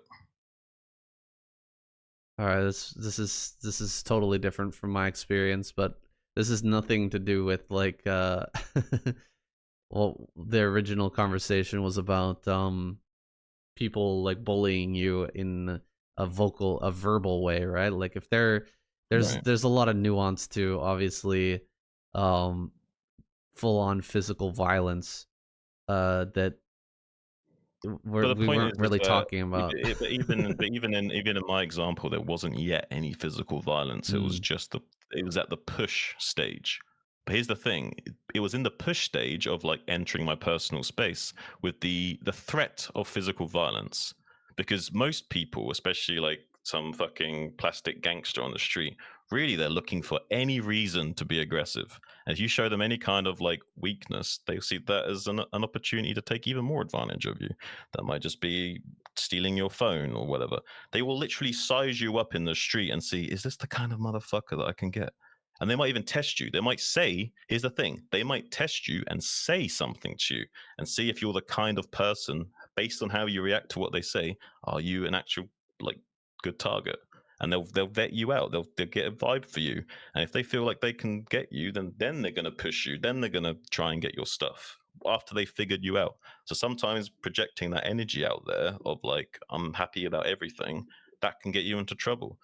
It's not so much that it's bad. I think it's great that people want to be like nice and kind to everyone. I'm just saying like the reality of the world is like other people don't look at the world through that same language. Yeah, I don't think that you should be kind to someone who's threatening you. I'm not saying that. I'm saying That's what I'm getting at. you don't engage with the back and forth of like they're shitting on you, you're going to shit on them, and like talking shit about people, um talking behind people's backs, uh you know, engaging in that kind of like tit for tat like shit talk that is not, it's not helpful for anybody. Just ignore it, be kind, you know, like don't allow it to get to you. But if someone's gonna try to rob you, like you're kind of talking about here, Yeah. like It happens in you have phases though. to. They don't just try and rob you, right? They first vet you.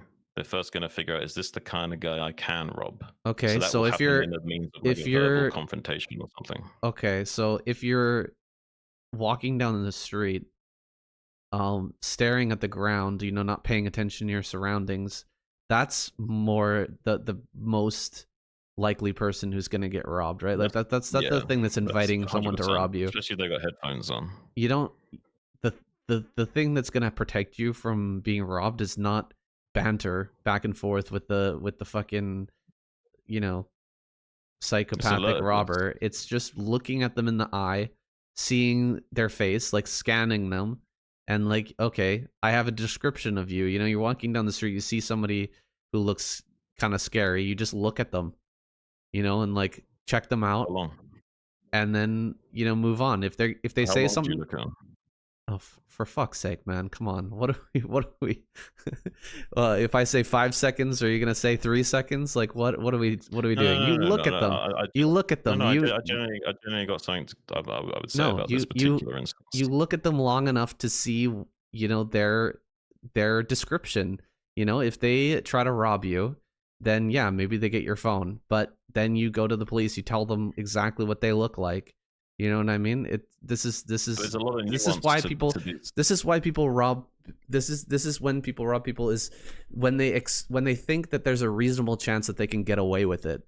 That's what they're looking at whenever Kind of, they're yeah. trying to rob someone. Like if they think that they can, sucker punch you in the back of the head, you're not even paying attention, and steal your shit, or Yeah. then they're more likely to do it. But if you're somebody who's walking straight upright and you're looking at people in the face, you saw their face, you saw what they look like, then they're much Mm. less likely to rob you. There's this is Yes, clear. yes and no. So there's nuance to this. So the universal rule that I would say is you look at them for like literally a split second, then you look back ahead, as like I've assessed you and don't deem you a threat, but I've assessed you kind of thing. But the reality is like depending on where you are in the world depends on how you should act. So like if I'm in the streets of London in fucking Croydon or something, and I look at a motherfucker across the street, oh boy, am I more likely to get robbed now. Just by looking at him, I'm more likely to get robbed. That's like just by looking at him is a challenge. Because if I'm a civilian and he's active, then I've just opened myself up to be a target just by looking at him. Just by looking at him. Just if I even remotely catch his gaze for a split second, I'm fucked. That's gonna be like, yo, what you looking at, fam? Instantly, instantly, instantly. So it depends on where you are in the world as well. And I think this is the problem, is that there is no like cookie cutter way of dealing with people. People are very nuanced, and depending on what culture you've got, your background or your ethnicity, all kinds of crazy shit is going to like dictate how you should and shouldn't interact with that person. And there's no right or wrong answer. The reality is that you're going to fuck up, you're going to piss people off and get yourself into all kinds of crazy shit. But you can be a bit astute and kind of size up where you are in the world, what the vibe is, and what you should and shouldn't do, and that will help you out a little bit. You know, it's like learning about a culture before you visit it, to like learn what's like considered culturally acceptable over there or not. Well, what I would say is the best policy is, like you said, be like a warrior in a garden, and be you know more capable than you let on. Like Sun Tzu, basically, you appear to be weak when you're actually strong, right? People who appear to be strong are actually weak for the most part. The people who are walking around and, acting tough, and when people try to confront them, they're like firing back and being all tough. This is a sign of weakness. If you are Yeah, the a lot of person cases. who is, you're very kind, you're very soft spoken, and when the shit hits the fan, like, you are capable. That is the best way to be. If you're not willing to be capable, then I guess you can follow, that ideal of just like, you know learning how to banter to stay alive in the streets. If someone is yelling, what you looking at, fam, and you gotta hit them back with something that's witty, so that they won't, attack you or whatever. What are you Mm-mm. gonna say to them when they say that, if you're actually, not capable of handling yourself? um Yeah, I mean that's fucking true. right. If you, so and the most extreme example of that is prison. So in prison, it's like people are just like they want the excuse to fight. So when they Hmm. say to you, "What are you looking at?" and your answer is nothing, you calling me nothing, bang, and it starts. There is no right answer. You know what I mean? Hmm. So yeah, this is the problem. Is like, yeah, I agree with you on a deeper level of like you don't want to engage with that, but it's knowing how to engage that's important. I don't think there's like a one size fits all of like you just like kill them with kindness. There's going to be a lot of situations where you kill them with neutrality, or you just like you maintain your surroundings, but you don't necessarily respond verbally. There's times where that's good. There's times where being stoic and not even saying a single word and just carrying yourself well, that's enough sometimes. Hmm. There'll be times where that's not the case. There'll be times where someone wants a reaction out of you, because if they don't get one, they might think that you are weak. They might think that you haven't got something to say. That they're trying to like force you to say something of your chest to see what's going on inside of you. Because if you're able to walk around all confident, cool. But if they challenge you and you're still just like not saying anything, they might be like, hang on a minute, is this guy actually confident, or is he like scared to say something? So you want to be, you sometimes, not always, it can be good to kind of give them the impression that you're a real one, in the sense of Hmm. it's called a G check. You know what I mean? Do you know what I mean by G check?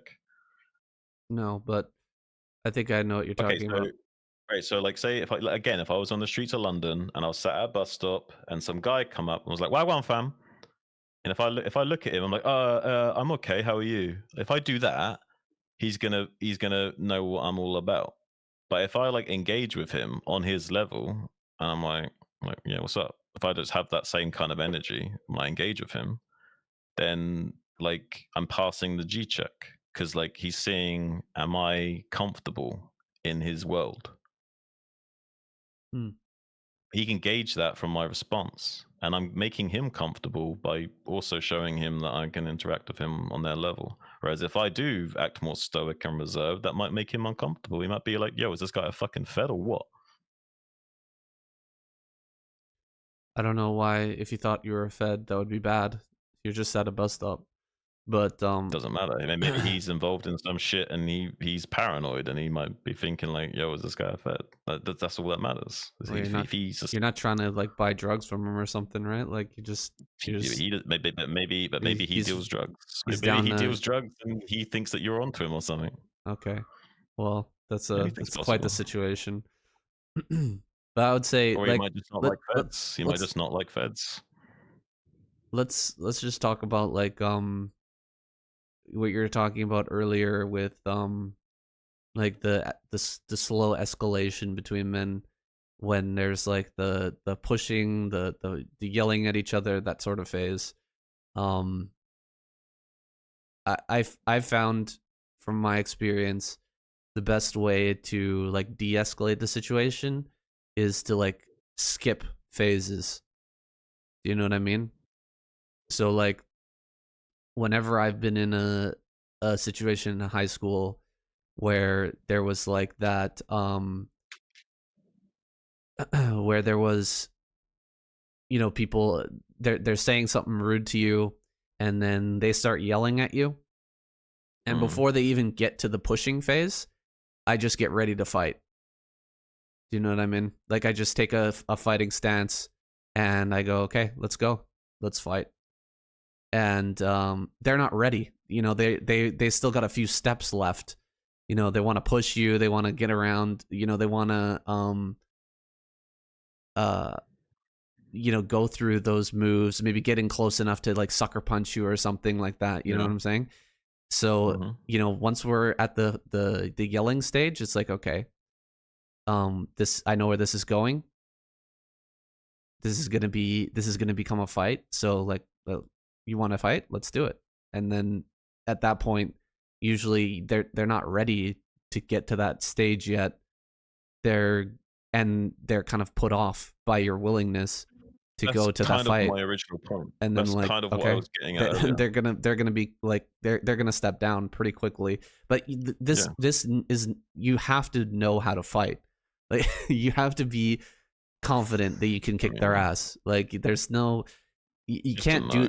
you can't do this if you are weak. You've never been in a fight. You don't know how to fight. Like this is not Yeah, but how, yeah, you but to can't be do fair this. to you, again, I can only speak from personal experience. Your experience may vary, but I've won fights in the sense of de-escalated a fight from allowing myself to be hit as well. I've had situations where, like, there was an altercation where, say, a guy was having an argument with my friend, and they were both shouting at each other, and I walked up, and all I did was I just looked at him, and like he kind of like said something to me, pointing his finger in my face, and all I did was like kind of like furrow my brow a little bit, and that was enough for him to like square up to me and just full on like slap me as hard as he could in my ear, like not my face, my ear, like trying to like knock me spinning by slapping me in the side of the ear.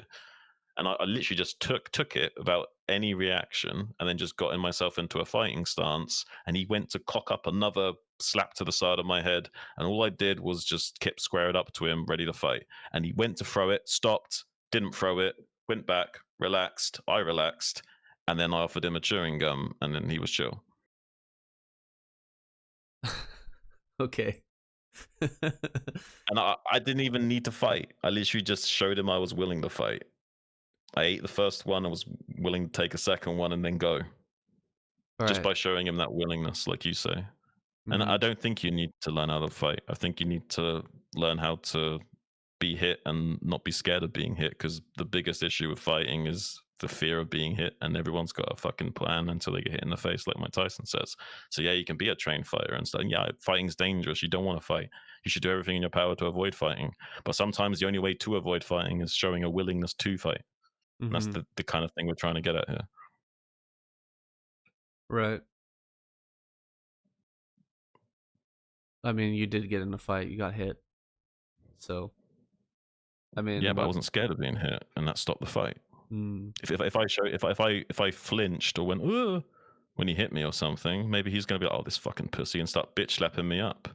Because I mm. just ate it, didn't even react to it, and just got into fighting stance, like let's go. He was like immediately like, oh, okay, maybe I don't want this.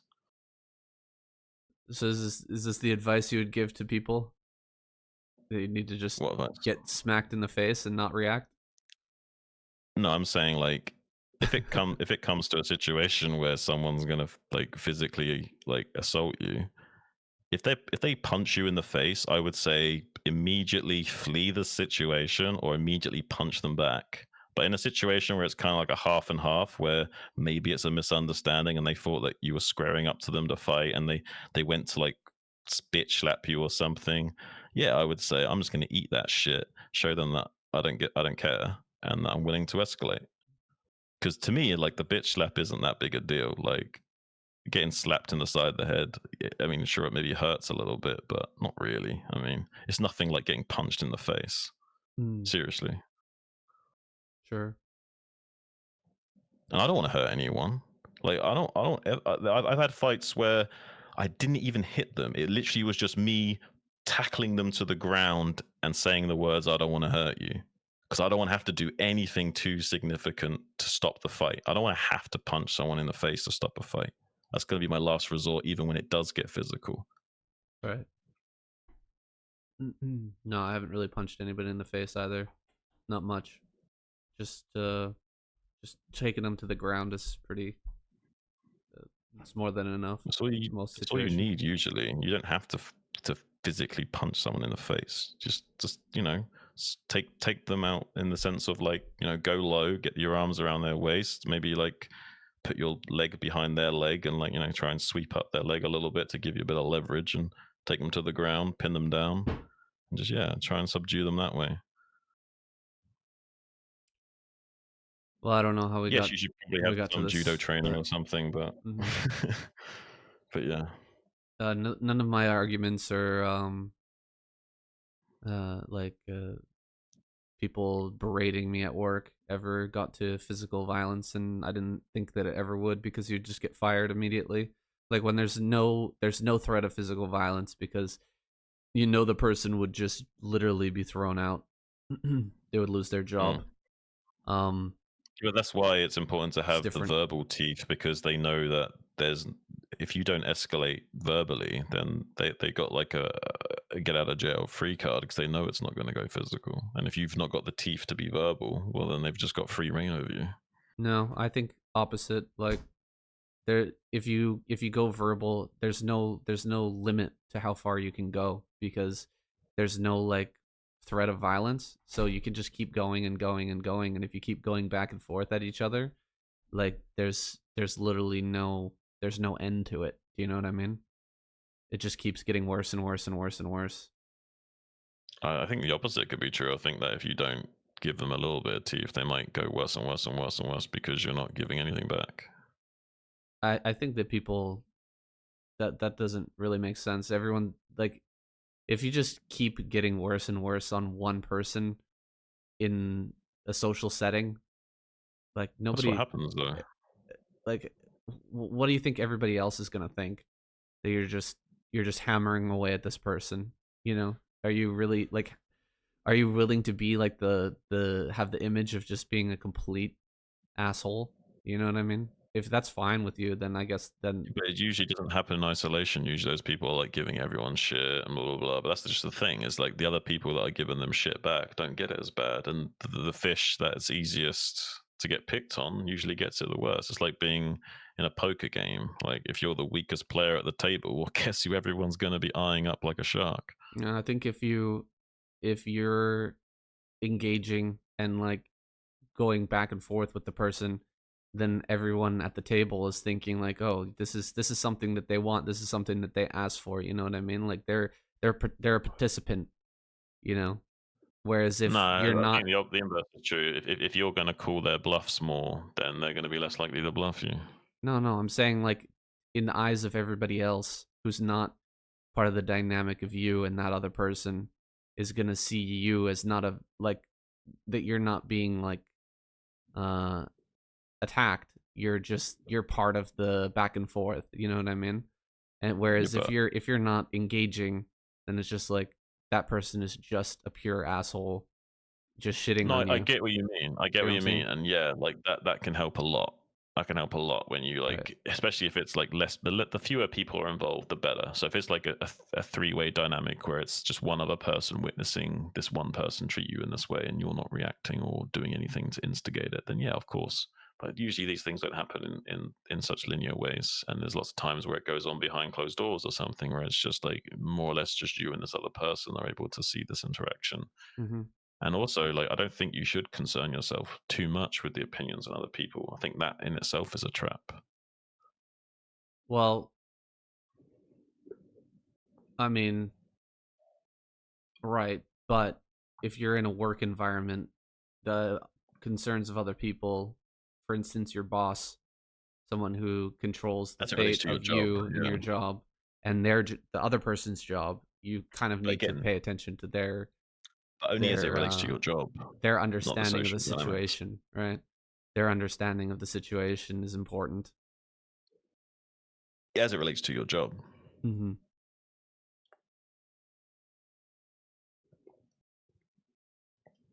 I know what you're saying. You're saying in the sense of like your boss sees you two having this altercation. If you're giving it back, then it seems like you're part of the problem or whatever, and it's like not a one-way dynamic or whatever. I get that, but the reality is the manager doesn't give a shit. These people aren't even paid enough to care enough. Like the only thing they care about is productivity, or at least the illusion of productivity, not even actual productivity. There's plenty of workplace environments where they've got, say, like regular meetings, and these meetings are even detrimental to productivity because they disrupt workflow, and the people that need to focus on their shit, and if they have to get up and go do a stand-up meeting for 10 minutes, they've completely fucked up their workflow, and that's going to take them a whole hour or two just to get back into the flow state and get back to being productive again, or whatever the case may be. And but as far as the management's concerned, it's like productive. We need everyone full attendance at the meeting, please, rather than just having like one motherfucker there to get the notes and email everyone the notes of the meeting and actually be a bit more productive. People only care about the optics of these things, not the actual productivity of the reality of it. So again, I wouldn't concern myself with the opinions so much because these people don't even know what they're talking about, and they don't even have the first clue about like what is productive to a work environment or what have you. Well, if you don't care about what the opinions of others are, then why would you care about what other people say to you about you? Like, why would you even engage with the person who's shitting on Or you if you don't you care? can You not just don't care. You don't you care cannot about what care other and people still say. engage with it. Which, if anything, that's the best way because then you're not being emotionally reactive to what they're saying, and that's the best way to banter. But that is your emotional reaction. Is they said something shitty about you, and now you have to banter back to them something else, right? It Like, doesn't have to come from a place of emotion, though. I don't see how that's possible.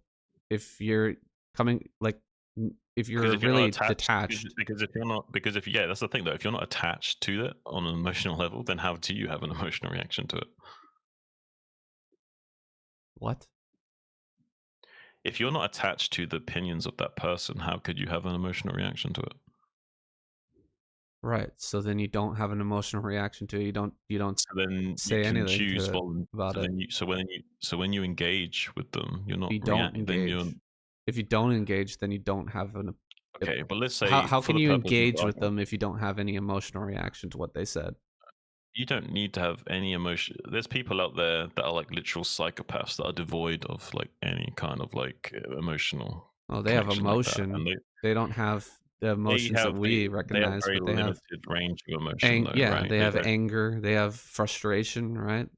That's about it. That's Yeah. it, right? So Everything is through that. that's what we're trying to avoid is those type of emotional reactions. So like where is it coming from when someone says something really shitty about you to your, in front of a bunch of people, and then you turn around and bash back at them? Like that's coming from a place of anger and frustration. Like how can you say that that is just like, oh, I don't care. I don't care, so I'm just going to shit on them back.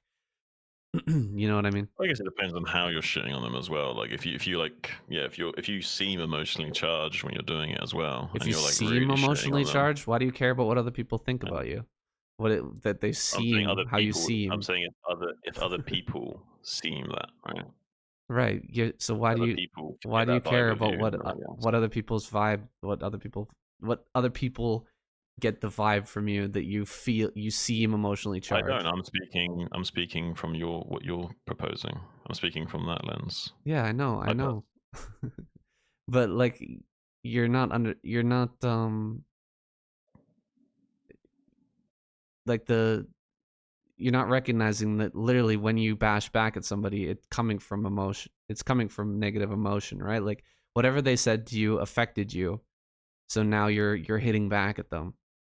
I completely disagree. What are you Like talking about? there's times where that is true, and I think for most people that probably is true. If it And doesn't for affect time, you, you feel no need to bash back at them. Do you know what I'm saying? yeah, but I feel no need to do a lot of things, and I still engage with doing stuff. Why? Voluntarily. Well, I don't feel the need to take pictures of the sky. I just like to sometimes. Sometimes it's just fun. So you're just doing it for fun? Or maybe because, like, who knows? Maybe this is the only way that that person can connect with people. Maybe their entire life, like their love language is banter. You know? Did you consider that possibility? Well, I don't feel like I need to connect with somebody who only likes to shit on other people as their love language, as you say. But No, maybe that no guy's unnecessary but to maybe all connect with that them. guy's trying to achieve is just to see that you don't take yourself too seriously. What if that's it? What if once you show him that you don't take life too seriously or Okay, yourself too I seriously, don't need maybe to he's shit not on feel him. you. I don't need to bounce back at him to show But maybe the that I'm not but taking myself too seriously. hang on. That's giving the opposite Here's the effect. thing. Maybe, but what if you shit on him, or not shit on him, but maybe if you retort in such a way that shows that you don't have a huge emotional reaction to it? Because here's the thing: if you do have a big emotional reaction to it, it might be hard for you to think of a little witty retort and like actually shoot back at him because you might be so like hung up on what he said about you. Right? Is kind of the point. So it's kind of easy for people to get an emotional read on you when you shoot back. Like, is this coming from a place of emotion? Like, is he just like shooting shit at me to shoot shit at me, or is he just saying something funny? Here's the thing: what's his intention? Is his intention to shit on me, or his intention to be funny? It's really important. If his intention is to be funny, then that's completely different, right? So basically, people shit on you. You just try to be funny about it. No, I'm saying you can come at it through the lens of trying to be funny and see if they are still doing that. So if you do that, if they say to me like, "Oh, Jean, you really fucking talk a lot of shit sometimes," and I kind of go, "Yeah, I do, right? Yeah, and you also kind of do this, don't you?" And you kind of do it through that sort of angle. Like they might realize, "Oh, hang on a minute."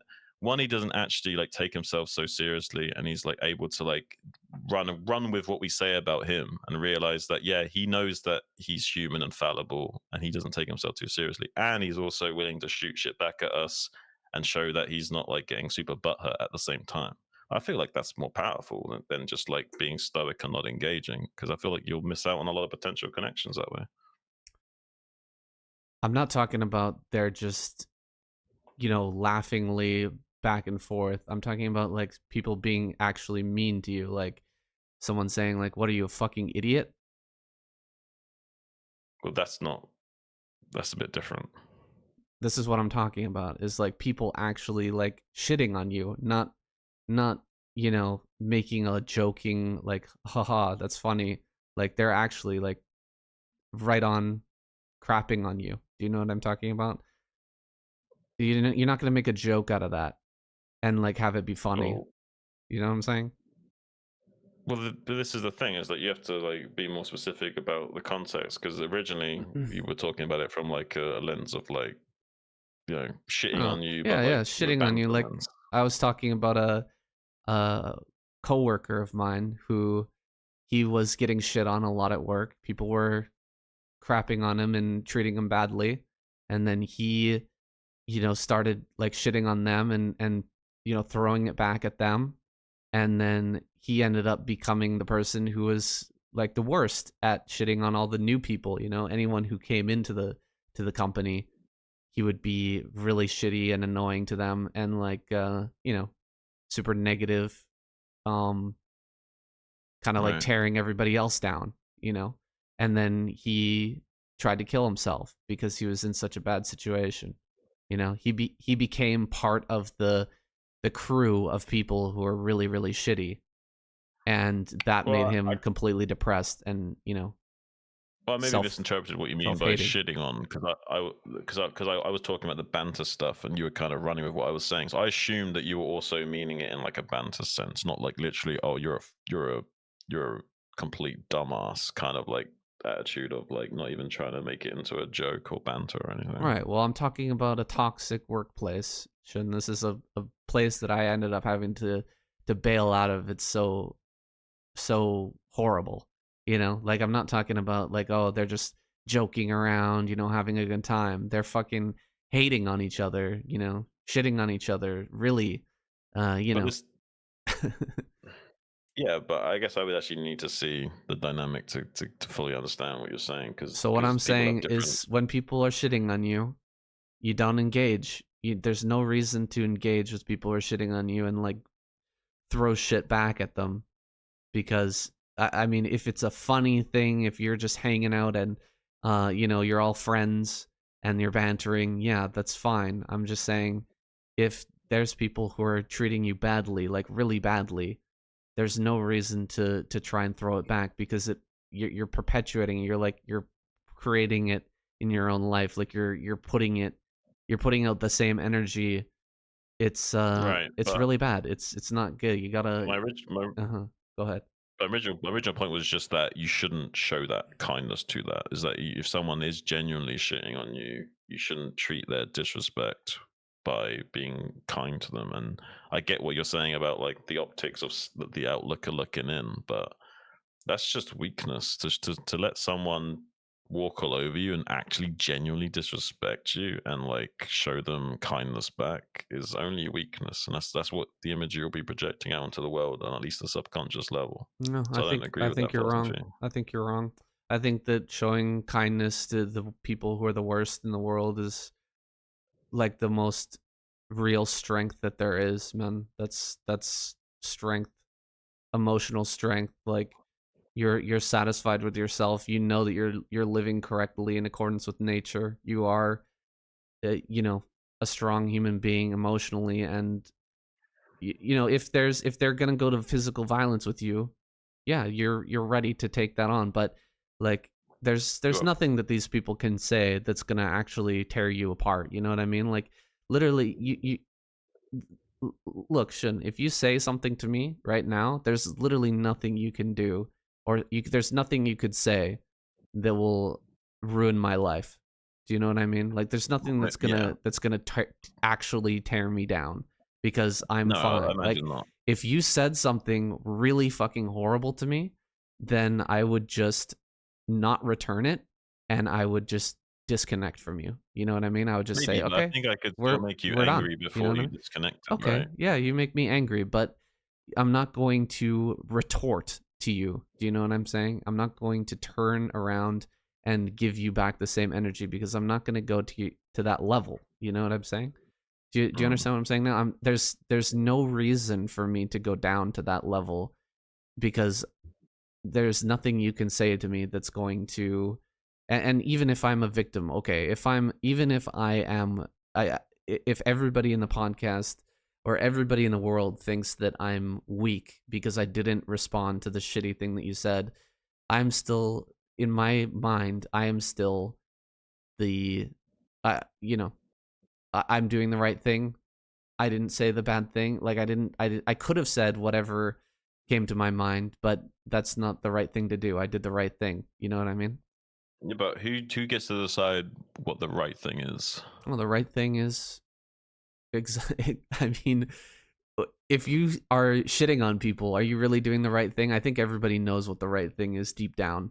It's not But what it's if not Alright, yeah, it's not like you don't need to go to God or to go to fucking the Bible to figure out what the right thing is. Like you just people intrinsically know that it's not right to shit on people. It's not right to steal. Like it's not right to I don't know that they do. Okay, I well, don't know that people do intrinsically know these things. all right, sure. I'm being serious. I think that's why a lot of people do end up turning to organized religion is because it's harder for them to get a moral compass going. Maybe it's because of their upbringing, maybe that's all they know. If they grew up in a toxic environment with their parents and shit, and all they know is violence and aggression and stealing and manipulation, that's their world. I mean, how could they know anything else? I would still argue that they know what's right and wrong. It's not rocket Well, science. okay. Well, who gets to decide what's right and wrong? And someone else's right and wrong might It's differ from it's yours, man. literally it's literally just would you want that thing to be done to yourself? You have to think of yourself like Okay, you have to but think what of if other people people like they are yourself. If you were that like? person, would you want them to do that to you? Would you Uh, want them to steal your thing? No, then it's fucking wrong. That's pretty but obvious, what if? dude. But what if you've had your shit stolen your entire life and Okay, so then you you don't know? know it even Well, more. You know it even more deeply that sometimes you hate your stuff being stolen, so you wouldn't like that to happen to you. It shouldn't. This is that not rocket happens. science, man. Hang on, relax, relax. Okay, It okay. happens sometimes. It happens sometimes where there's two things that can happen. Like, say there's abuse in, say there's like child abuse or something, and like the kid will grow up and he will either two things will happen. Either they will perpetuate that cycle of abuse Uh-huh. and continue the And you don't cycle, think that okay, okay, but let's say they or they will. Or, perpetuate that abuse. Do you think that they really don't think that that's wrong? it's not about what they think is right and wrong. They Yeah, might this is what know we it. were They might talking listen. about. This is what we were talking about. Is Even do if they they think think it, do they know that it's even right if or wrong? even if they think it's right or wrong, is irrelevant because it doesn't mean they will act. There's people out there How that can you they say it's say they know what. irrelevant now? We just Because there's the because whole relax. I'm trying, argument that we were let me just speak. having Let me is finish. do Let they me speak. know Just that it's right let or me finish wrong? a And you're sentence. saying Let me now it's finish a irrelevant. sentence. I'm saying it's irrelevant because there's people out there that are say like Christians, and they know that they allegedly know what's right and wrong. Do they actually act in accordance with that? Absolutely not. Just because you have some kind of sense of what's right and wrong doesn't mean like they live their lives to that. Okay, You know what I but mean? what you're saying is irrelevant because they do know that it's right or wrong. Is you just admitted that they know it's right or wrong. Like, No, I'm saying even in examples where they do know that it's right or wrong, it can still be irrelevant because it doesn't actually change their actions. They can still do the wrong thing despite knowing that it's right or yes, wrong. It doesn't necessarily change yes, anything. yes, they can do the wrong thing when they know it's wrong. I'm not arguing with you on that. You're changing the goalposts, man. I told you that people know what's right or wrong, and you said no, and then you changed the I'm saying in goalposts. both cases. No. I'm saying I'm saying no, they don't always know what's right and wrong because they haven't always had the opportunity to learn what's right and wrong. And I'm saying even in the instances where they do, doesn't necessarily mean they will act in accordance to that. they know what's right and wrong, but they also don't know what's right and wrong, and even if they do know what's right and wrong, it doesn't matter. Right, Like, right and wrong can differ based on cultures. Like one culture might think something is right, and another culture might think that's hideous thing to do. Like who's the arbiter of who's right and wrong? Who decides that? the what I'm saying, man, is that all you would all you need to do is think of other people like they're yourself. If you were gonna do that to them, would they be upset? Would they hate that thing that you're about to do? That's how you know what's right and Um, wrong. right. Okay, I disagree with that because in the example of someone that's like been subject to a lot of abuse and maybe they're like cold to that abuse, so like they wouldn't necessarily mind someone doing something toxic to them because it's kind of par for the course. They might perpetuate those same behaviors and project them out into the world because it doesn't really affect them that much because they're happy for it to be done to them. What about that? They're happy to be abused, so they abuse other people because they think that it's right. I still think that they think that it's wrong. They know that it's wrong, but they're doing it anyway. How do they know that's wrong if that's all they've known? They know it's wrong because they know that they've been fucked up. That's fucked them up. Not everyone not everyone knows that they're fucked up. There's a lot of people that are fucked up, of course, but there's a lot of people that don't know that they're fucked up. Well, you can tell because they usually hide those things. You know, if they're gonna do that shit, they hide it because they know that it's fucked up. If they Some don't know that it's fucked up, then they wouldn't hide it. Yeah, but circling back to our previous conversation, like Hmm. people can literally lie to themselves and have like a warped sense of reality. They can do these fucked up things through the lens of not doing a fucked up thing, is my entire point. So what covert narcissist is all about. They can do these fucked up things through the lens of not doing fucked up things. That it's not Yeah, so fucked like up. a covert narcissist cares about like maintaining like the optics of like being a good guy or whatever, right? So like on the surface he looks cool and shit, but behind closed doors he could be super nasty to the people that he's closest to. But the I'm reverse not is true. The flexible people enough that are for less these mental gymnastics, man. I'm not flexible enough. hmm? I'm not flexible enough for these mental gymnastics, bro. This is too much. Where are we Mental going? gymnastics. The mental gymnastics of explaining why people don't know what they're doing is wrong. Like they know what they're doing is wrong. They're hiding it. No, there's people They're with literal like cluster B personality type disorders, which are literally mentally unwell that don't know what they're doing is wrong. okay. Well, I mean, some people are like little robots. They're a psychopath. They don't know what they're doing is wrong, but they're hiding it. They know what's wrong. Even if they're a They don't psychopath, though. even if they're complete psychopath, and they don't I'm talking about feel, psychopaths, not they cluster don't B. because just because somebody doesn't have empathy for somebody else, like they literally just can't feel for somebody else, they still know it's wrong because the society's taught them that it's wrong. They're hiding what they're doing. You know what I mean? If they're just completely out in the open, they have no idea that it's right, what's right and wrong. They're just doing everything in the open. Then maybe I can understand that point. But like this is the edgiest of edge cases that you're using to try and prove your point. I No, think that there's the not. edge case, the There's farthest a edge case that you're using is actually proving the rule. Do you know what I mean? no, no. The exception proves the rule. There's so many people out there that have like some kind of like cluster B personality type because there's a big umbrella.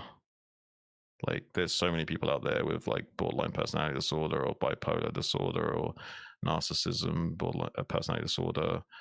There's so many possible disorders that people could have, and they all do kind of fall under the same umbrella, and a lot of them have the same issues of not really being able to identify the trauma that they inflict onto others. And it's so easy to manipulate and deceive. Like even Jordan Peterson, like you were talking about earlier, like one of the things he says is like impossible to even say words about manipulating.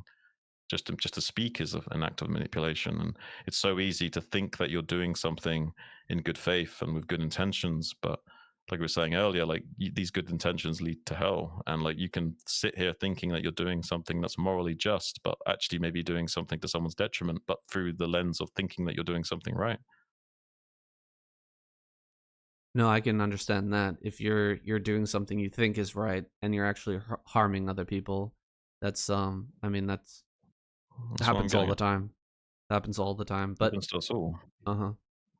But I Sure. would argue that with people with these cluster B personality types, they do that a lot because they lack object permanence. They lack a lot of the part of their brain is literally not developed enough to handle thinking of it in that way. And they may even like go so much as to, like we talked about, of lying to themselves, where they're literally living in a false reality, and they might actually genuinely see themselves as this really kind person that goes around and is like trying to, like, smooth, like, oh, she's just like, oh, she needs someone to help her like figure oh, she just needs to stop dressing so slutty. Don't worry, I can fix her. I can go and help her stop attracting these bad guys. And really, you're just gonna go in and like be a toxic piece of shit and control her and act like a son of a bitch and not even realize it because you're doing it through the lens of like you're just a helpful little helper, whatever, whatever the case may be. There's so many examples of this kind of shit. All right, I'm gonna take a bathroom break here. We'll be right back. Right. All right, we're back. What's up, guys? Just had a little bathroom break, both of us. Yeah, nice and refreshed. I guess after this, we're going to play some Project Zomboid. Yeah, that was the plan. If you're still up for. I've been playing a lot of ladder recently. It's been harsh. It's been rough, but you know the struggle. You know the grind. I mean, I avoid playing ladder for certain reasons, but I'm very familiar with the grind and the struggle. That's for damn sure. It's really hard to stay positive. Yeah, I mean, StarCraft is an unforgiving mistress, and yeah, she will break you down spiritually better than anyone else can. Right. It's yeah. It's been killing me slowly, I think. I just Sure. trying not to play too much so that I don't lose my enjoyment of the game.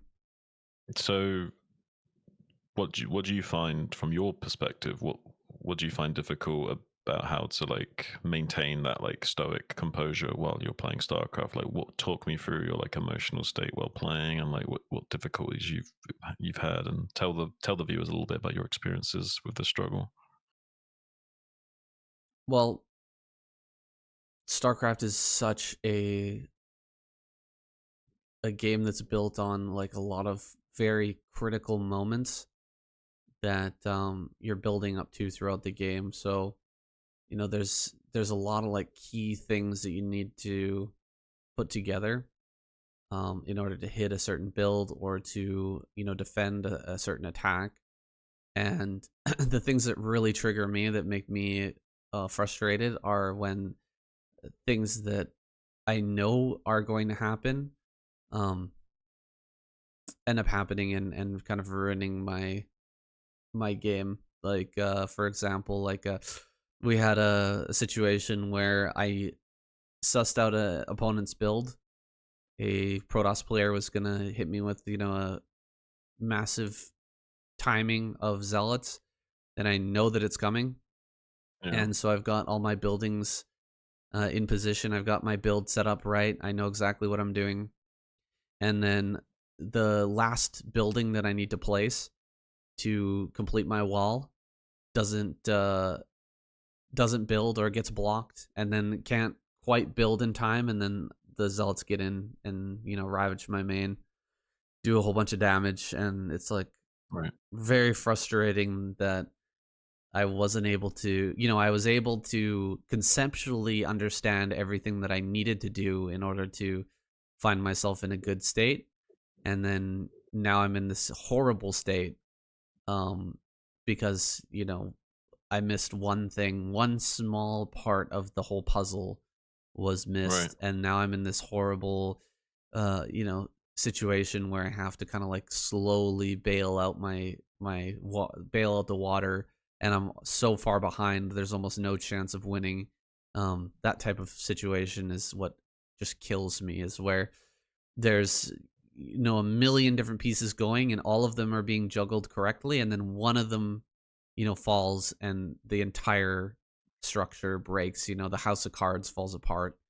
Um, yeah, it's very frustrating to me. Yeah, I guess like a single blunder in chess, can change the entire state of the game. Just one major mistake can be all Hmm. it takes for everything to come crashing down, both psychologically and actually in the physical manifestation of the game state on the board or whatever. Yeah. So, but I mean, you are a stoic. You understand these stoic principles. What is it Hmm. about StarCraft that makes it so hard to apply those principles compared to say something else that's frustrating? I would say it's not even really StarCraft. It's the combination of StarCraft and streaming at the same time is really really tough. Okay. Like having a bunch of people watching at the same time and giving you information and cheering you on and having other conversations while the game is going on is it provides like a unique amount of pressure to your psyche, like Mm. putting all of those things together under Do pressure you, is very tough. I just I imagine how rough it would be if you were like playing in a tournament, do live you or whatever.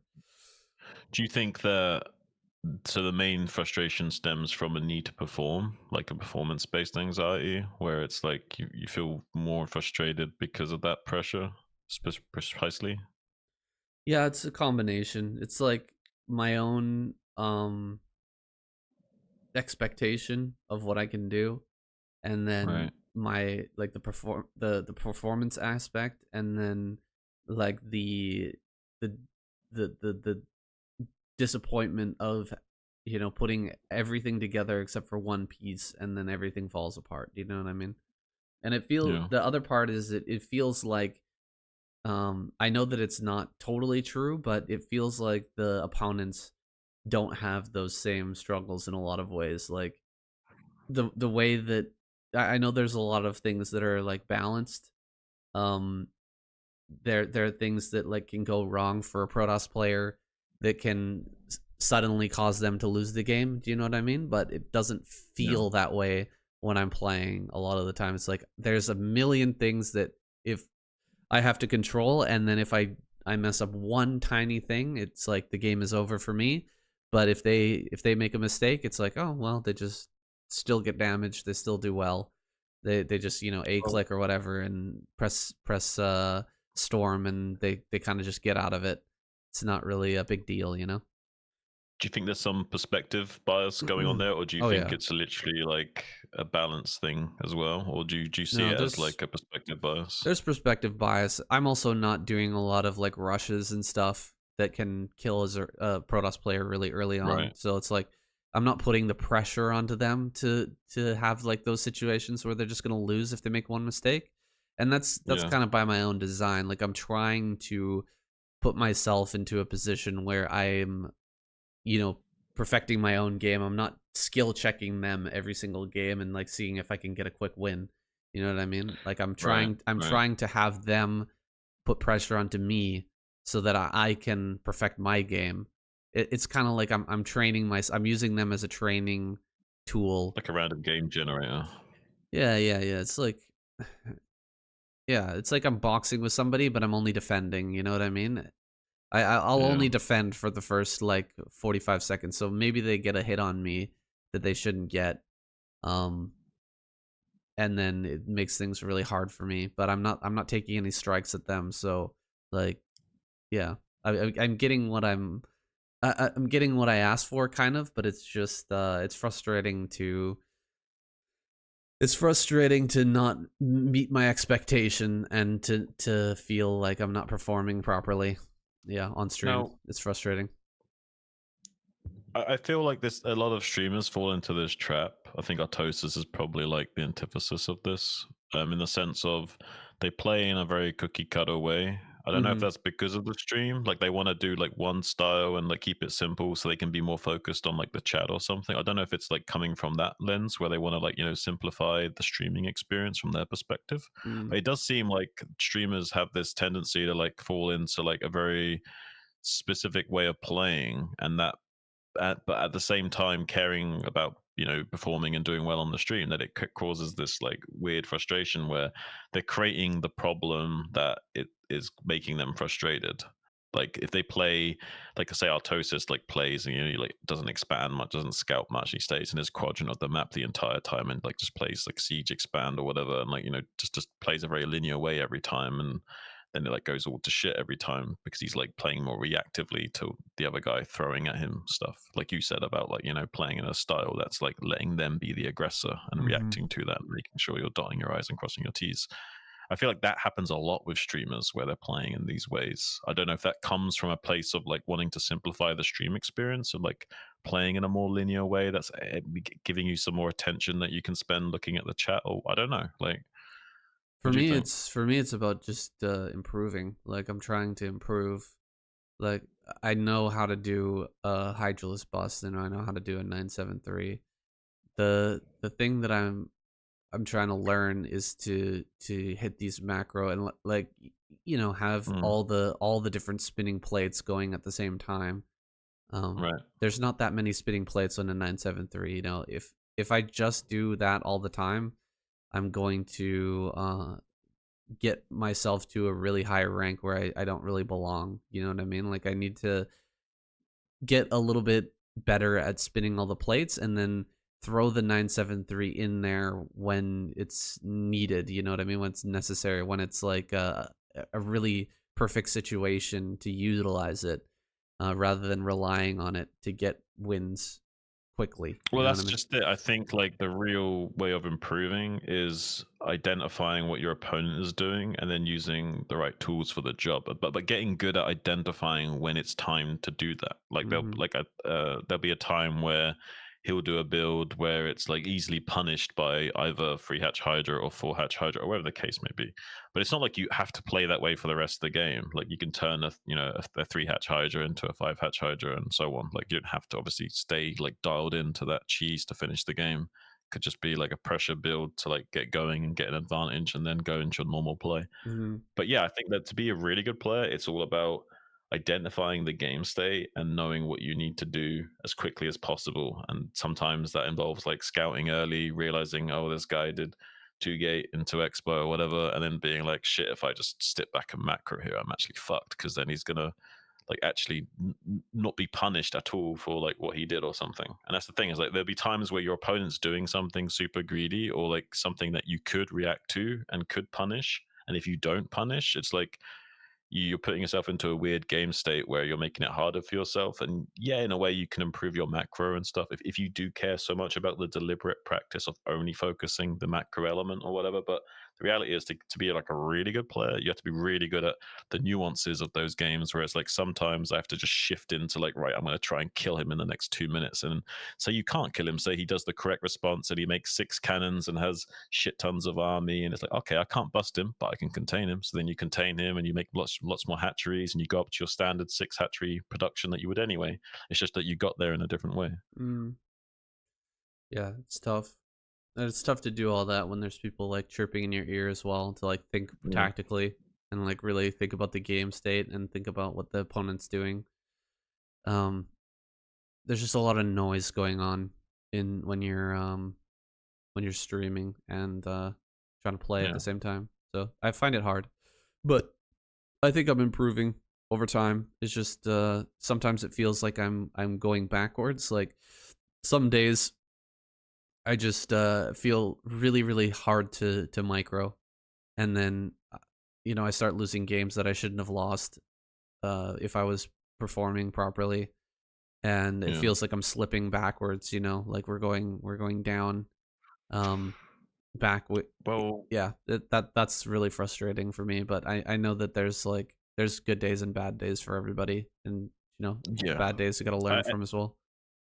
I think also, like I said about earlier, there's a lot of similarities between StarCraft. There's similarities between StarCraft and poker and StarCraft and chess. But as far as poker's concerned, when you're playing, like, especially even like if you're playing on No Limit Hold'em or something, like you're dealing with crazy swings. Even when you're playing perfectly and like you're really utilizing your position well to make your decisions, and you're like taking advantage of all the possible data points of like how much this guy's like being aggressive pre-flop and all this bullshit. Like you can, even if you play perfectly, you can still just lose hand after hand, table after table, and just get completely demolished and just go on crazy loss streaks. But the skill there is not how well you're you're playing in those individual games or those individual hands. The skill there is the psychological aspect of how you get yourself out of that loss streak. Because you go on tilts where you make the loss streak worse. Which, sure, maybe you were destined to lose 3 or 5 or 6 games in a row or whatever, but maybe that's all. But maybe because of the tilt, because of losing those 3, 5, 6 games in a row, maybe now you lose 8, 9, 10 in a row because you're on tilt because you lost those other games in a row. You know what I mean? And I think this is the problem. It's the psychological aspect of being able to like reassess and refocus after going on these loss streaks and tilts, because that's the real issue. Is once we get upset or tilted, how do we change that? And most people can't, right? Most people just get stuck in that, and then they just keep losing, losing, losing. For sure, it's the law of compounding errors. I mean, I've struggled with it. I think everybody does. Is just something goes wrong, and then you're not paying attention to that. You're thinking about the error that you made, and you're not thinking about what you're doing next, and then you're making more errors, which create more errors, and it's very hard to reset. Yeah, I mean, it happens at work. It happens in StarCraft. It happens in daily life. There's a lot of things like that. It's important to learn how to let go, right? Attachment is the root of all suffering. If you can let go of your things, and you can let go of your failures, your past mistakes as well. It's really important. Yeah, yeah, and that's kind of a good circle back to the original topic heading of attachment and the root of suffering. I like that. Now, did you want to? I heard that you wanted to talk a little bit about recycling. Did you want to get into that now? Yeah, I guess so. We're getting on here in time. It's been like 2 hours, 15 minutes, so we'll just go quickly and talk about this because it's something that's been popping up in my feed a lot, and it's something that I've been Well, don't thinking rush about for a long yourself. time. Speak your mind. Sure, sure.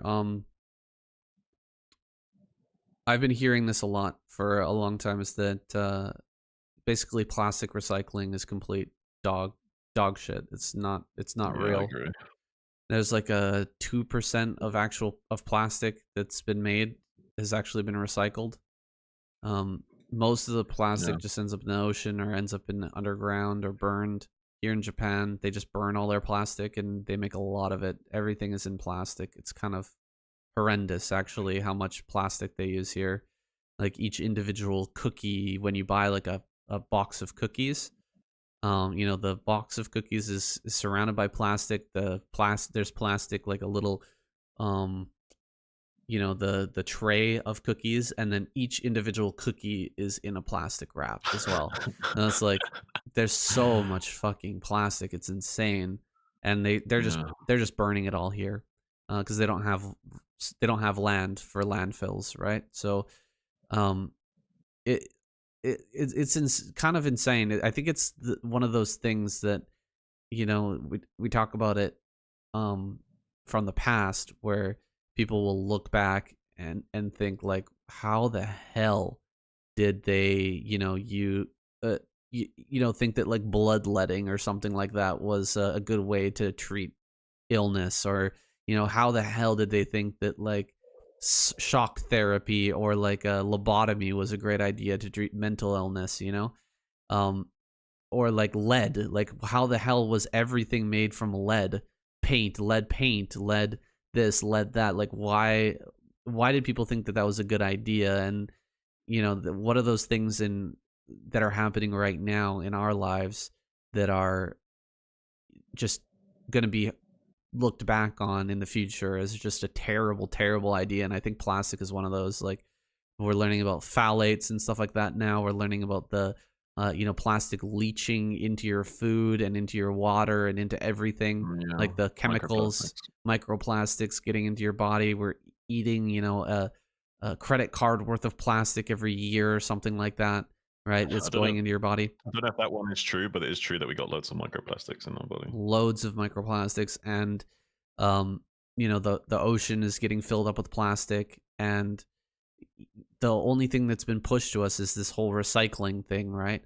And it's been complete nonsense. It's been complete bullshit, like there's only been 2% of everything has been recycled. All the plastic waste has been recycled. Yeah. And like a very low percentage of even the shit that you uh carefully sort out to be sent to the recycling plant and wash and like get ready for the recycling plant, very little of that is ever recycled. And it feels like it's just like a massive scam that's been going on by the plastic industry to make it feel like it's okay, but we're actually polluting the environment insanely with all of this plastic and polluting our own bodies too with the whole like microplastics thing. And I was, thinking about this, and I've been thinking about it for a long time. It feels like there's nothing that can be done about it, but there's this guy that's been coming up in my feed a lot recently. His name is Nature Jab. That's it, Nature Jab. Um, Hmm. like a young kid who says that he has a solution for plastic waste, and it's basically a method using microwaves to create oil and gas from plastic, and it's pretty interesting. You checked it out, Shin? I checked it out. I'm not a chemist or anything. I don't know a lot about this stuff. I was a little bit dubious about the actual like Method. potential return on the Oh, inputs and outputs in terms of yeah. like how much energy is the obviously plastic's very energy dense, but the actual reaction, the power required to power the reactor, like if he could get the biofuel that he's producing to Mm. generate a power generator to make the whole thing self-sufficient, or somehow use the gases produced by that to power the reactor. Does that make sense? If Mm. he can get that down to prove that it's self-sustaining, and there's also like an actual a net gain on output, then I'll be fucking impressed.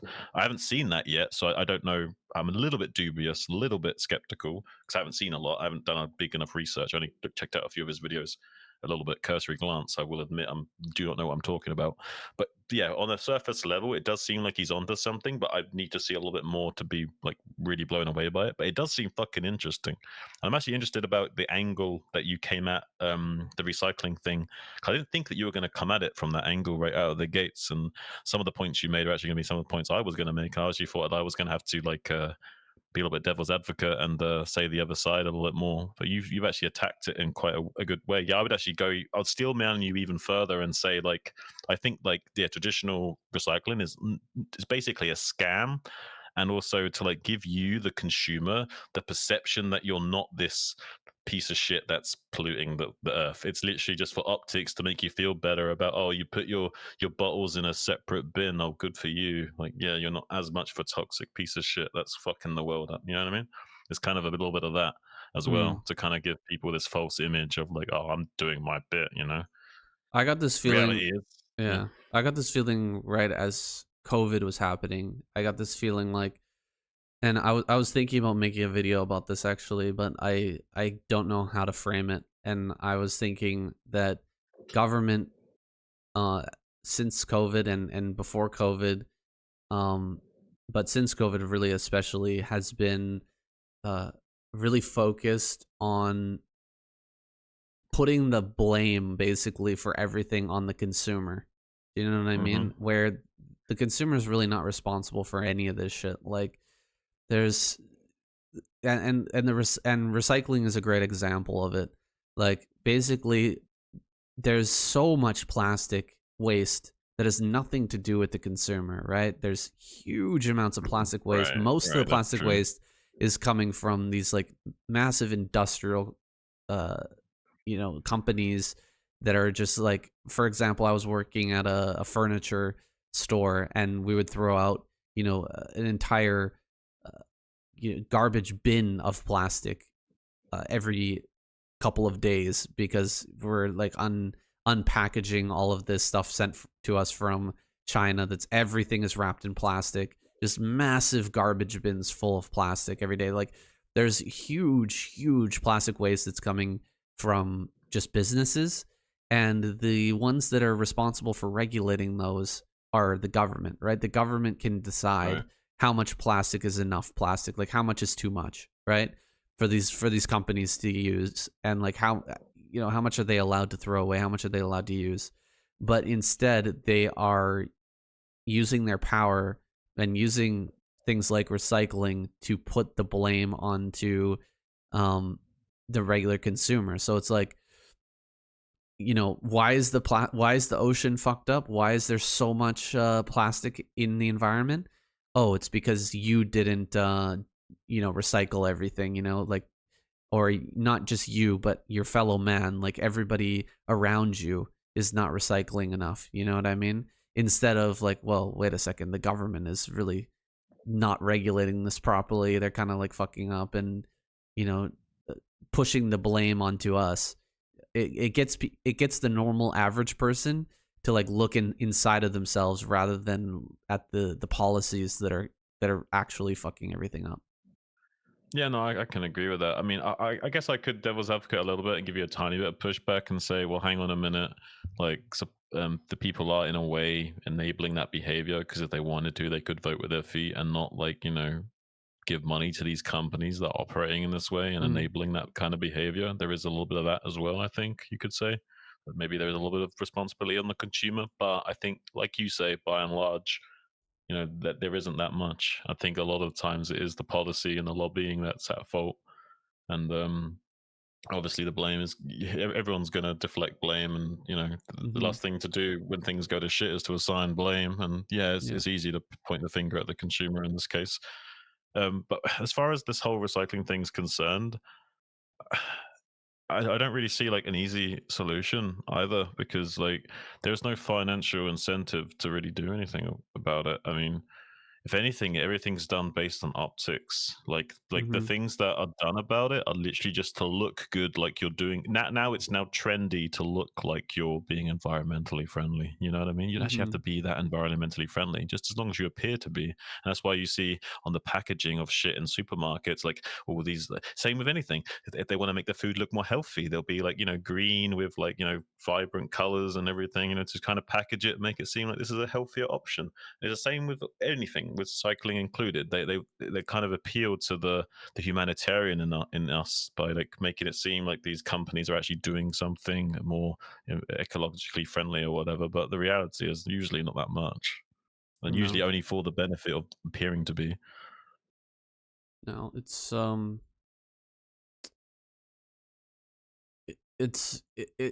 like an unsolvable situation with the way that the plastic industry has kind of infiltrated everything. Like nothing is safe from plastic right now. Everything that you use, Yeah. everything that you buy has plastic involved in it. And Well. voting with your feet is one thing, but like how can you you can't even go to the grocery store. Like what are you going to Yeah. do? Like grow all your food at home? If you want to not utilize plastic, it's so tough. But Yeah. if there was a financial incentive to, you to take back the plastic, I think this would provide that. If you could actually get fuel out of plastic, if you could get gasoline out of plastic, then all of the plastic in the ocean is like a fuel source, right? I don't know how, like you were saying, like how energy efficient it is. Well. Like, would you be able to send a cleanup crew to pick up a whole bunch of plastic and then have that plastic make enough fuel to make it worth it, the trip to pick it all up? Do you know what Right. I mean? Like, is that something that would be Yeah. worthwhile? What about like all the landfill plastic? Would it be worthwhile to like dig it out and pick it up? Mm. Because then actually the North American way of dealing with plastic would be kind of genius in that case. Like, oh, we just buried it all and now it's like a it's like a future oil reserves. Do you know what I mean? Um, That do you know like what you reminded me of, Sam? yeah. Do you know George Carlin, the comedian George Carlin? Mm, yeah. He did like a whole bit about like our purpose in life is plastic. Basically, eventually we'll all be gone, and it will just Mm, be the earth plus plastic. right. So like maybe the answer to life is plastic. That's all you're good for, just creating plastic. Maybe that's the answer to life. We're just here to create plastics. The world can't make it. You know what I mean? Right. Those But artificial. go Mhm. But yeah, I'm a little bit still very skeptical about this guy because I Me imagine too. like it doesn't. I imagine that biofuel doesn't have probably has a very high flash point, and probably I can't imagine him being able to synthesize that into a gasoline state, which would be what would which would work well in a combustible engine. And like I don't know if like yeah, I don't know if like traditional like sparking methods in the engine's gonna like ignite that fuel the same way. I think I saw one video where he was like holding a light, an open flame to it, and it didn't even like light on fire, but he did manage to get it on fire with like a fucking full on exposure to a blowtorch. So it had a very high flash point or whatever. But yeah, I don't know if he could like refine that down into something that could work in a combustible engine. I would love to see him getting a generator powered by that biofuel, Mm. and then we can talk. I would say, yeah, Yeah, it's. I mean, yeah, I'm skeptical about it as well. Like, I don't know if it's a scam. Like, maybe he's just making this machine that's it's actually not doing what he's saying it's doing. Maybe he's fudging it. Who knows? The internet is a wild place well, right now, but it's just giving well, me a little bit of hope. Like, hey, maybe yeah. maybe there's some sort of way that we could get out of the situation because it feels so hopeless a lot of the time when you're looking around yourself. How much plastic there is everywhere. Well, that's because everything is done in these like short term periods. Like when you're in office as a president, you've got at best like 8 years of doing shit. Are you really Mm, concerning yourself about the amount of plastic in the world? Like, is that really going to be like the impact on your like 8 year term? Like, people just don't because of the way society is structured. It's just people have not been able to think of things in that kind of time scale, right? Everyone is so, and with things like TikTok and other kinds of short format content, people even more going to not be able to think about things in that wider lens, right? The big picture will just, they will not be able to see the forest from the trees. And like, that's one of the reasons why I'm so happy that we're doing a podcast because it's a long format content that's going to encourage people to actually, like, engage their brains over longer periods and actually think in a wider scope in general. I think there's hunger for that. I think that people, um, especially our age, have a hunger for more long form content, and yeah, it's good. Yeah. It's good for your brain to focus on one thing for a while, to have like not just scrolling through reels or whatever, Mm. TikToks, um, YouTube Shorts, I do that YouTube sometimes. Shorts. Yeah, YouTube Shorts are pretty toxic, man. It's pretty rough.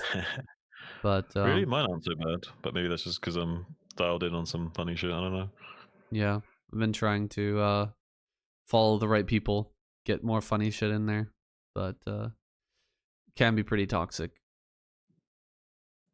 Yeah, I have noticed some.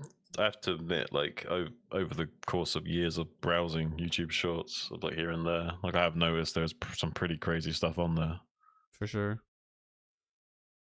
But yeah, back to this guy, this young kid. I mean, how funny is Right. it that there would be the- such an obvious thing like making plastic into energy would only be unlocked by some kid in his backyard, wouldn't be figured out by an oil company that could stand to benefit massively from Right. this. Yeah, It's a nice story. And it's a beautiful narrative, but the reality is like, is there enough energy stored in that energy rich plastic to create a self sustaining reaction to maintain that? Because otherwise, it doesn't produce. If it doesn't produce enough energy to maintain its own reaction to harvest that energy, then it's pointless, right? It right. has to obviously have to be able to output more than it Hmm. takes to harvest it. So that's what we got to see. Well, until we see that, it's a little bit of a pipe dream, but it would be a beautiful story if it turned out. Hang on a minute, the answer's been under our nose all the time. We just fucking use the plastic, guys. I don't know. Also, I don't know what the chemical reaction of that does to the atmosphere as well. I don't know if the process of harvesting that plastic causes like more toxic fumes to be emitted into the atmosphere and like other kind of like particles per million. That's maybe not so good for humans. I don't know, but yeah, who knows? But the jury's still out. But I'm curious. I'm skeptical, but curious and excited at the same time. Yeah, I mean, in this world right now, with so many scams, so much fakeness going on, it's really hard to tell if anything is real. Right. Like with the it's funny. It's like um have you ever heard of what was it called? Like there's 1984 or 1984 that book, but then there's another one like Aldous Huxley, George Orwell? Brave New World. You ever heard of that? Oh, Brave New World. Yeah, yeah, yeah. I'm not too familiar with it, but I've had it referenced a lot of times, and so yeah. It's sort of like the opposite kind of thought, where like in 1984 it's all about like fear and hatred is how the one world Right. government like controls you, you know, or the Mhm. the the big brother controls you. But in Aldous Yeah. Huxley Brave New World, it's like pleasure, and you know you take soma, Utopian the view. pill, like you're just so, you know, happy all the time, you're not even thinking, you're not even questioning, you know, what's going on in your Well, reality. that's a And then great parallel to the mm, Matrix, right? right, With the so utopian Matrix and the not one. right, but I'm thinking about it in a different way. Like the Matrix is like a totally fake world that is like pulled over your eyes, right? But like in our reality right now, it's kind of like the inverse of the Matrix, where like there's so much weird scammy shit in front of you that you can't see the real world because it's just Yeah. you can like in the Matrix, nobody could tell that it was fake. You know what I mean? They all believed it because it was Right. so realistic. But in our world, it's Now you're like saying you can't tell anything's real. you can't tell anything's real because everything's so fake. You know what I mean? It's the I know exactly what opposite. you mean. Yeah. Yeah. Or maybe that's by design. Who knows? Maybe that's like to try and stop you from being able to like get in touch with like your deeper inner, true inner self, and also to prevent you from being able to have the authentic human connectivity and keep everyone as isolated and vulnerable and divided as possible, so they're easier to control and maintain. That's the reality of the Matrix of our time. You know, like it's the Aldous Huxley. That's the Matrix is like the 1984, and the Aldous Huxley version is our reality right now. It's fucking weird, strange, but we're trying to Strange new world. we're trying to parse things out, and like that's what we're going for with this podcast, is trying to like reach some deeper truths. You know what I mean? Rather than I mean, and I'm a like truth seeker, Sam. What about you? going after truth. Yeah, yeah, trying to figure out like what's real and yeah. Welcome to the desert of the real. It's that Morpheus quote from Matrix 1, isn't it? When he's like in the TV, he's like in the storm in the background. He's like, "Welcome to the desert of the real." I think. No. Yes, I think so. Mm-mm. We don't know who struck first, but we know we blotted out the sun Oh yeah, because it was us that the brought out stuff. AI was Scorch the sky. He scorched said, the "Scorch the sky sky." Yeah, because the AI was relying on solar power, solar energy, yeah. And that's how they segue into the, us battery. using us for batteries thing, which is such a dumb angle, man. Like so stupid. Like the amount of energy required to keep the humans alive, related to the amount of output that they would, based on their body heat, is just ridiculous. Okay, ridiculous. The We hive need mind thing, way we, more powerful. we need to write like a Matrix sequel, man. Like where You the won't get the rights Neo to it, man. Neo You won't figures get- out, he's like, wait a second, that's not enough power. You're not generating enough power to be worth it. And then realizes that actually he's still in the Matrix, and it's actually the neural net. The neural net is even like the deeper layer of the Matrix. yeah. Man, I had. What do you think about like the theory of like do you know the multiverse theory? What's your opinion about that, real quick? We don't have to go too much into it, but like, do you subscribe to the multiverse theory, like lots of parallel universes, or what's your opinion about that?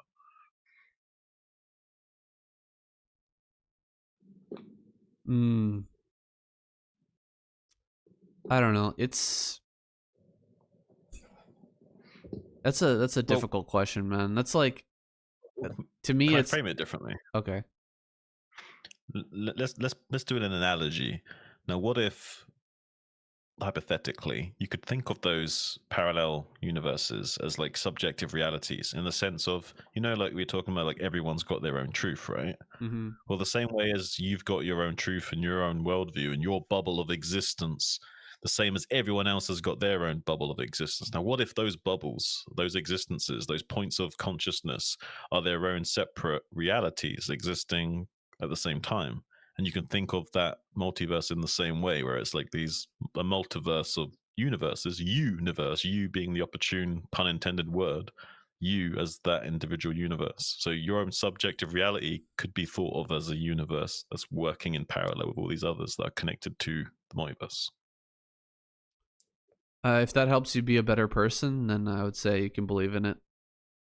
I I'm like a true stoic, man. I just think that, thinking about whatever you're thinking about, it should be with the goal of making yourself better. You know what I mean? Of becoming a Yeah. better person. And if it's not something that you can um affect, if it's Well, not something that affects you, then it's like kind of like the multiverse theory kind of is like the AI theory, like the what's it, the like thinking that the whole world is a simulation, like simulation theory. Do you know what I mean? Like, mm. okay, but if it is a simulation, if it isn't a simulation, does it change my life at all? No. Like, I'm still gonna act the same way that I'm gonna act. So why would I even think about it? You know what I mean?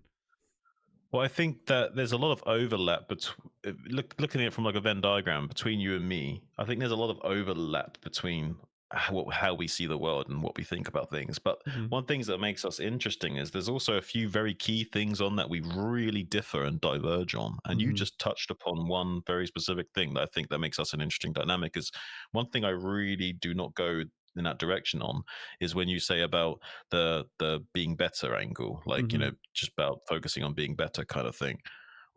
And from my lens, obviously, I'm not saying mine is right and yours is wrong. I'm just saying from my perspective, I have the angle of like I don't see it like that's possible. I see it as like to try and be better is like already setting yourself up to not be able to, because who's the one doing the bettering? Like you're trying to improve yourself with yourself, and that's like an impossible task almost. It's not like you're able to be an AI that has two versions of itself and has one version to like error check and make a slightly improved version, then that makes another improved version which does an error check and makes that a slightly more improved version, and back and forth it goes like a ping pong to improve itself to reach some kind of like technical singularity to rapidly advance. We can't do that as humans, right?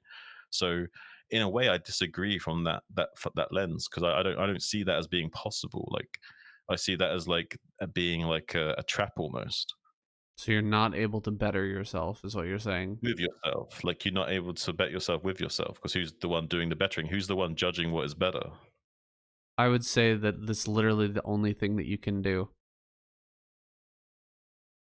You cannot make things outside of you better. Like you can't like improve on someone else.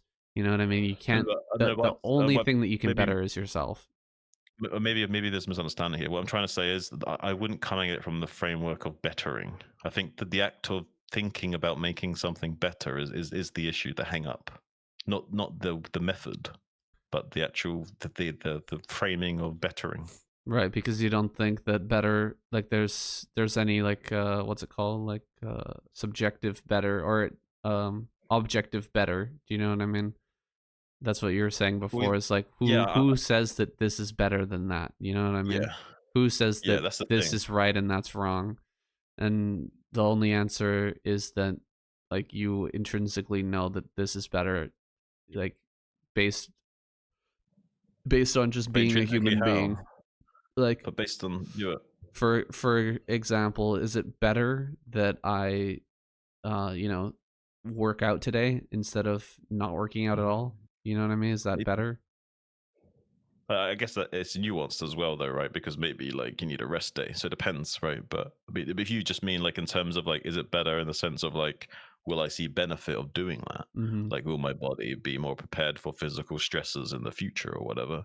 Yeah, you could argue that. There's definitely arguments to be made for that in some cases, but I still think on a deeper level, I think coming at it from that lens of like being better anything already is coming from a place of not enough, already is coming from a place of insecurity, already is coming from a place of attachment, already is coming from a place of being rooted in suffering, is what I'm trying to get at.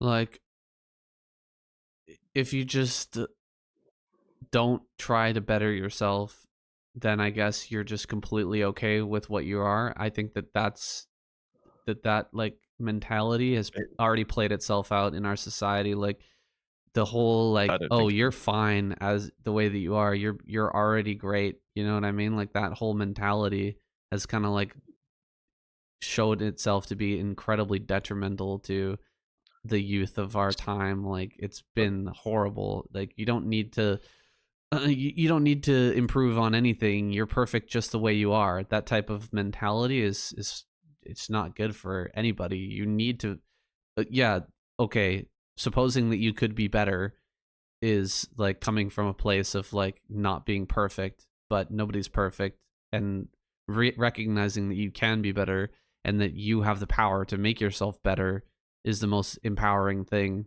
you know, and it's totally true. You can make yourself better. And whatever, you know, better is in your own mind, that's what is better. You know what I mean? Like being able to not lie, you know what I mean?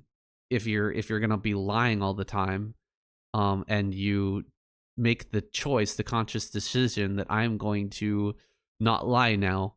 I'm going to, you know, speak the truth, and I'm going to, you know, take care of my family. I'm going to, you know, uh, be, you know, an honest person.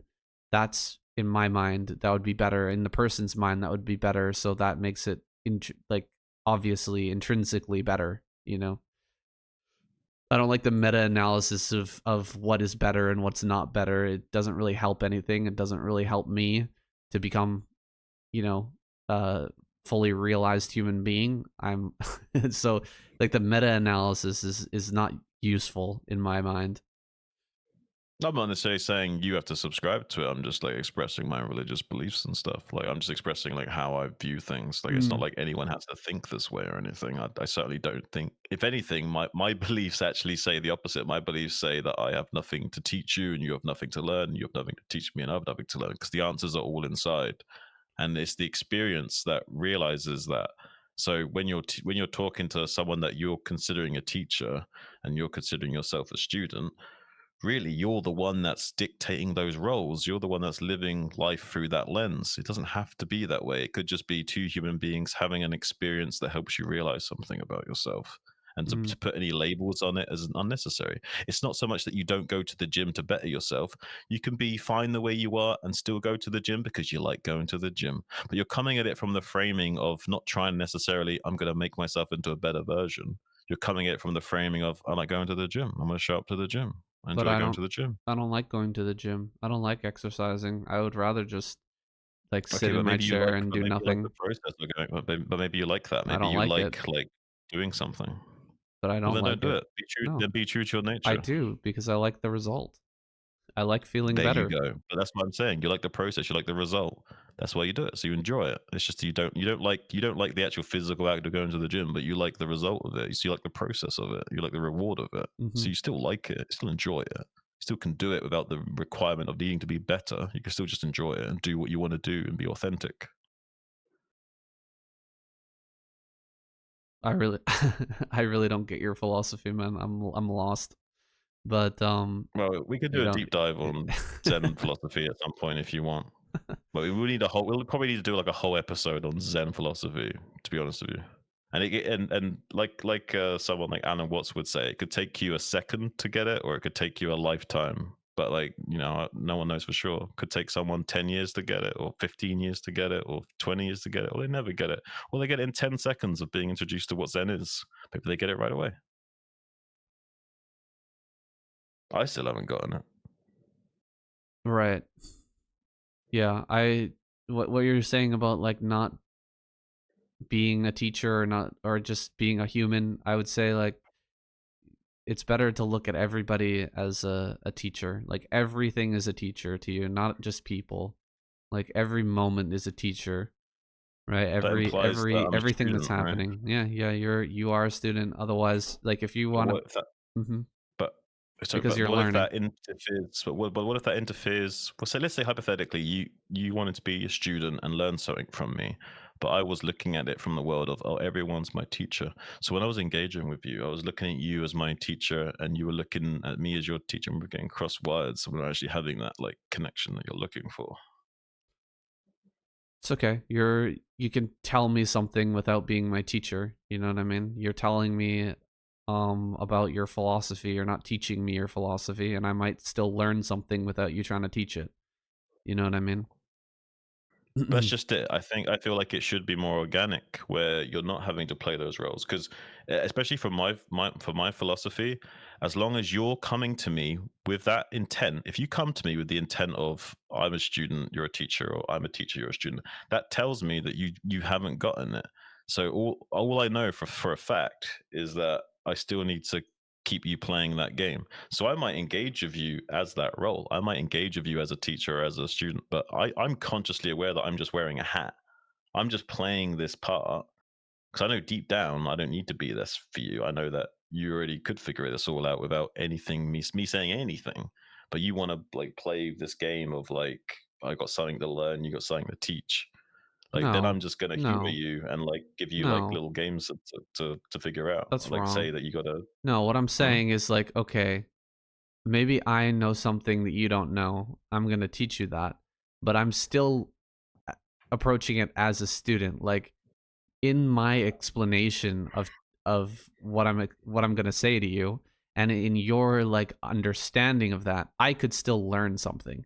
Whereas if I just put on the hat of being a teacher, like, okay, I'm going to teach you something, and then I'm not even really like open to learning anything, then I'm not going to learn anything. But every situation, even a teaching situation, is an opportunity to learn. Like if I teach somebody about even English, I'm a native speaker of English, and I teach that to somebody else, and then they are like, recognize like, oh, but why do you say it like that? Then I might learn like, oh shit, yeah, why do I say it like that? And then I learn something. Do you know what I mean? I'm not coming into it like I'm just faking that I'm a teacher and I'm making I'm putting on a charade to like actually learn something. I just keep an open mind to always be knowing that I can learn from any situation. Do you see what I'm saying? Kind of, but but back to what we were talking about originally, like at the start of the podcast, about like say people putting on a persona when they stream or something. Sure. Um, I think what I'm trying to say is from my point of view, my religious context. I'm saying that um, I don't have that same view. Like I don't see it as like, well, I see it as like we're playing a role when I'm being Jean, when I'm being my name given to me at birth. Right, I'm not going to say my full name and start talking about my when I'm being this person. That is playing a role. I'm playing because one thing I can tell you is, let's say hypothetically, your parents know that you act and operate a certain way, and say you start to act outside of that. Kids would say out of pocket. You start to act out of pocket, right?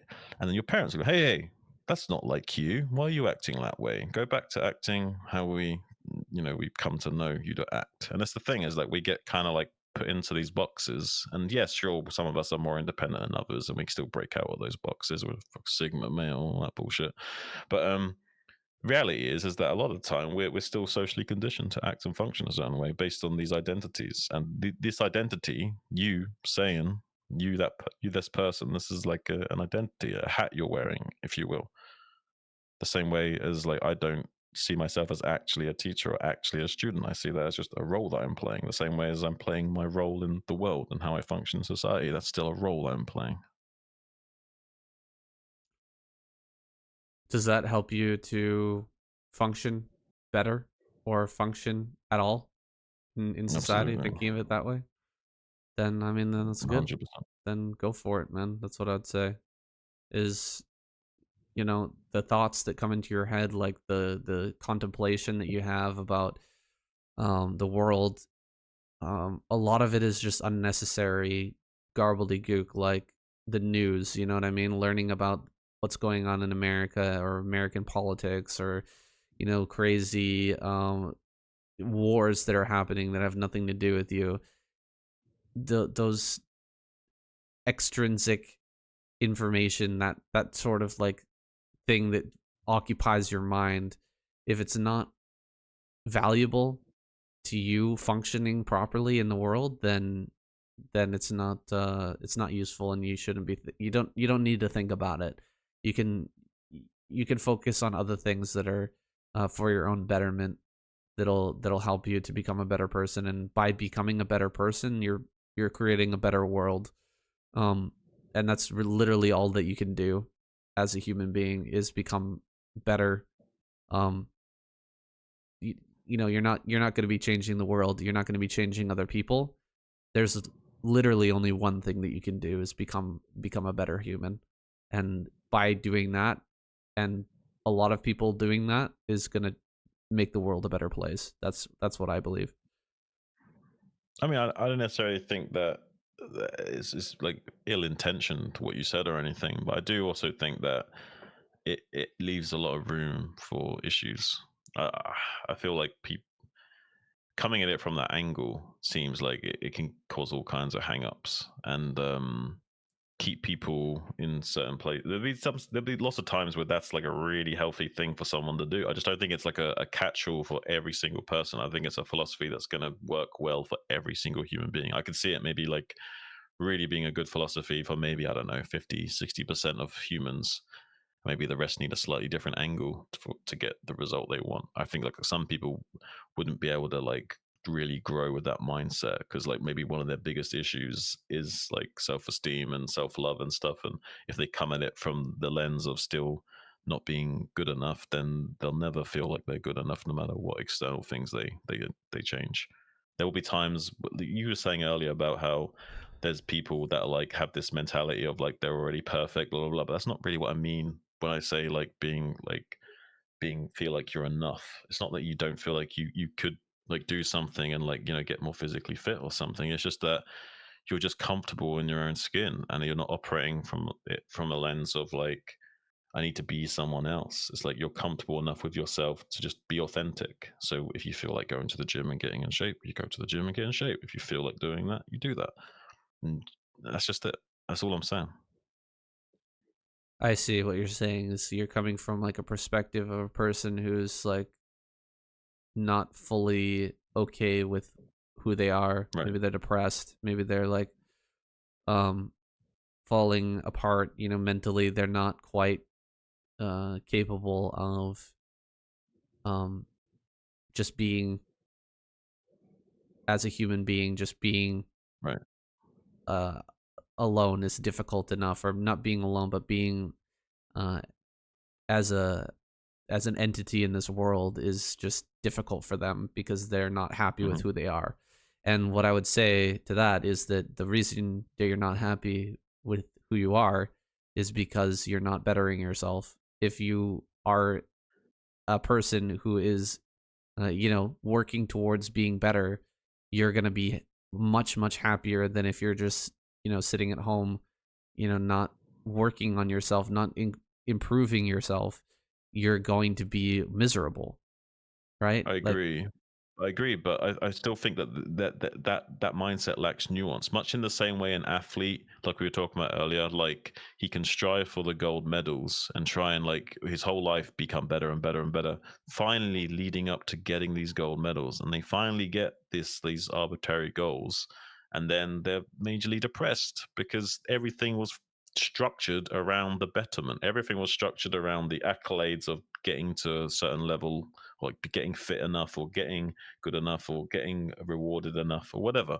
The point is that you're focused on one thing so intrinsically that even if you do get that thing, you've then just set yourself up for even deeper depression because you're so you need a more nuanced, balanced view of things. I don't think it should be like you're honed in on like unless you want to go all the way in like a Charles Bukowski sense and you want to be the best fucking drummer that there ever was and you want to like be the next Buddy Rich or something, then maybe yeah, you need to be a little bit more obsessive and a little bit unhealthy about the way you go about it because that's the only way that you can operate in that world is by being in that world fully. committed. I'm like, don't even care if you end up sleeping on park benches for a week because that's what it takes to make it. That kind of attitude. Of course, there's like unhealthy ways of thinking that are actually necessary to operate in certain ways in certain fields. But the reality is, for the average person, that kind of mentality can be a little bit toxic.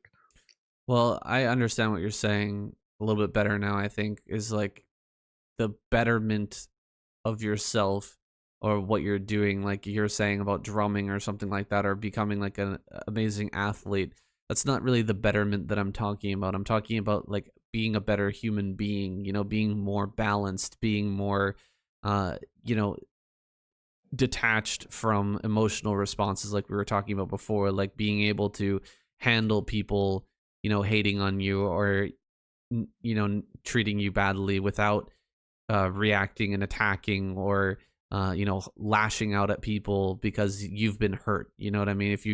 Something bad has happened to you, you're able to not you're able to take the high road. You're able to not react to other people. Like this is what I'm talking about. Betterment is like not about like one specific goal of becoming super wealthy or becoming like a perfect athlete or something like that. I'm talking about being a better human being, like being able to connect with people, being able to um not lie, being able to do the right thing in difficult circumstances. This is like the type of betterment that I'm talking about. Like this is like the stoic betterment, Isn't you know it? what I'm talking about? Here's an interesting paradox, though. Like, Hmm. let's say, what do you value more? Do you value honesty or authenticity more?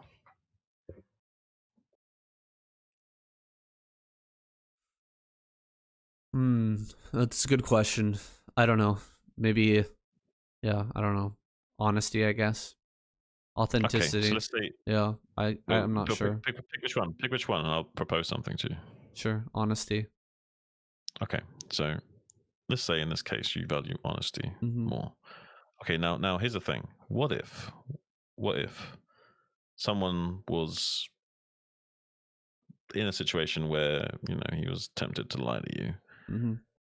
and he could choose to be his authentic self and lie to you in that moment, and then later backtrack and be like, "Hey, you know what? I was telling a porcupine that blah blah blah." Either way, depending on how he comes at this, he could come at you in different ways, and maybe you would react differently to him based on your values, right? Because you might, like you say, value honesty more, authenticity more. But let's say that wasn't true, and you valued authenticity more.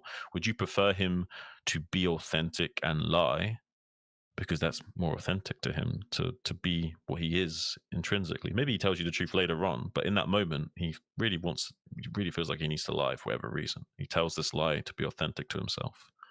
And do you think what do you think about that? Like, what do you think about the nuance there?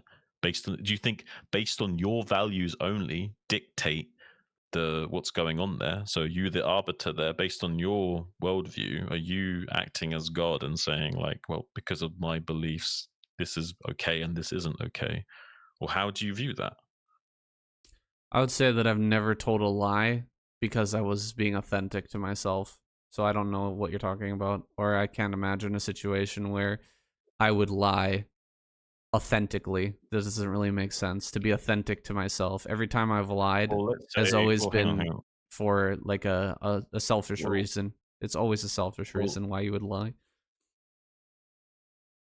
I guess, yeah, maybe, but okay. There might be a time where, say, let's say someone. I can think of a few examples where maybe there's a bit more nuance here. You can still give me pushback and disagree, but I got other examples. Let's say there's a guy in a relationship and he cheats on his girlfriend or his wife, and like he realizes it's a bad thing to do, and he stops and he never does it again. And that's like his way of apologizing is by like being like, "Holy shit, I fucked up. I'm never gonna do that again." He could then tell her later on, let's say years down the line, oh, by the way, I did this thing. But isn't that like selfish in a way because he's the one that's getting it off his chest to feel better and he's just causing her undue hurt by being honest? Hmm. I would say that it's better to tell the truth because basically hiding that fact is you're not being your authentic self to that person, right? That person doesn't know who you actually are. You're actually a cheater. Like you did Mm, something horrible, and that person who loves you is not looking at you as what you really are. They're looking at you as a faithful, husband who's been with them the entire time. And you're deceiving them, right? They're not actually in love with you. They're in love with the image that they have of you, which you've presented to them by lying to them and cheating behind their back. So by revealing the truth to them, um, you're actually giving them an opportunity to see who you really are and actually make a decision. yeah. Like by lying to them, you're taking away their autonomy to make a decision based on the truth, right? Based on what is actual fundamental reality. You're obscuring reality from their vision, and by telling them the truth, you're giving them the actual choice between whether they want to be with you or not. Okay, but let's say hypothetically you were going to break up with this person Okay. and you had like the option of like coming clean and being like and as part of your closure to the relationship, or leading up to breaking up with them, you'll be like you want to come clean because you feel so bad or whatever. Isn't that still selfish though? Because like all you're really doing is like hurting this person to make yourself feel better because you got it off your chest. Yeah, I don't think it's nice. I don't think it's very good either way. Like, tell them at the end of the relationship, tell them, when it actually happened, it still sucks. But I mean, if you're just I feel doing like it to if you're hurt gonna them, tell them, you tell them when you do it. I feel like if yeah, you're gonna tell them, you tell them when it happens. And yeah. but I feel like if you don't, I feel like if you leave, I think if you leave it long enough, it becomes a point of no return where you're only telling them is gonna hurt them at that point. Mm, yeah. Well, I mean, you're at least you can't act in a way that's like with thoughts of everything that's happened up until that point. Like you have to let go of the past and make a decision from right now. So like if you've been Mm, hiding your cheating for 10 years and you're in this relationship and you're thinking like, "Oh, it's past the point of no return. I've already lied for 10 years, I've hidden this for 10 years." There's like no harm in letting it go for a little bit longer. It's like you have to act from that moment. What would make life better? Would it be speaking the truth and allowing the person that you love, or that maybe that you've been with all this time, maybe you don't love them, I'm not mm, sure, but allow them to have the opportunity to know who you actually are, to be your authentic self, to know who what you've actually done. Or is it yeah. better, it just to me it's obviously better to be your authentic self, right? And I can't imagine a situation where lying is being true to your authentic self. Okay, well, I can think of a situation for me personally. Okay. Now I can speak from personal experience. Maybe it's a bit more accurate. Uh, so there was a situation where my father was like basically dying in hospital from pancreatic cancer, and it was like a surprise because pancreatic cancer is like asymptomatic for a long time until like Mhm. right at the end where you're fucked basically. So had like a period of like a week or two of like processing everything and finding out about it and dealing with it. And I was in a taxi on the way home from the hospital at one point, and it was and he taxi was like well-intentioned guy, and he was like talking about it. He kind of got the vibe something what was going on because he then was quizzing me about what was going on, and he kind of got the vibe that I was seeing my dad in hospital. He didn't know how serious it was, but he was kind of talking to me and like oh yeah, well, I hope he gets better soon and all that kind of thing. Meanwhile, like I know he's fucking dying, Mhm. and it was in my authentic self in that moment to act like, yeah, maybe we'll get better soon. Yeah, because I don't want to fuck this guy's day up. I don't want to like bring the mood down and fuck his day up. And it wasn't in my authentic self to get into it and to be a depressive and be like, oh fuck, I'm so fucked. My dad's dying, kind of thing. Like fuck me, kind of thing. It wasn't authentic for me to act like that. I just wanted a normal human interaction where I could just talk to this cabbie like, I was just, doing my shit, and that was authentic to me to kind of lie to him and make it seem like everything was chill and that my dad might be all right. I get that. I'm not saying you did anything wrong by lying in that moment. Um, Especially to a stranger who's not going to be affected by your lie. In a lot of cases, like, I mean, I have my own rules for when it's okay for me to lie, and I know that I talked about like, oh, I never lie, but there are obviously exceptions that are unavoidable. For me, it's like there's if there's a uh for example, a really big secret that I have to keep to protect somebody that I care about, then I will lie to protect that secret. For example, like what if my friend was gay or something like that, you know what I mean? Mm, And he really didn't want his parents to find out. And his parents start kind of quizzing me about their son. I would lie in order to keep his secret. You see what I'm saying? Like yeah, I would because me just saying like, sorry, I don't want to talk about it is already kind of like an admission. You know what I mean?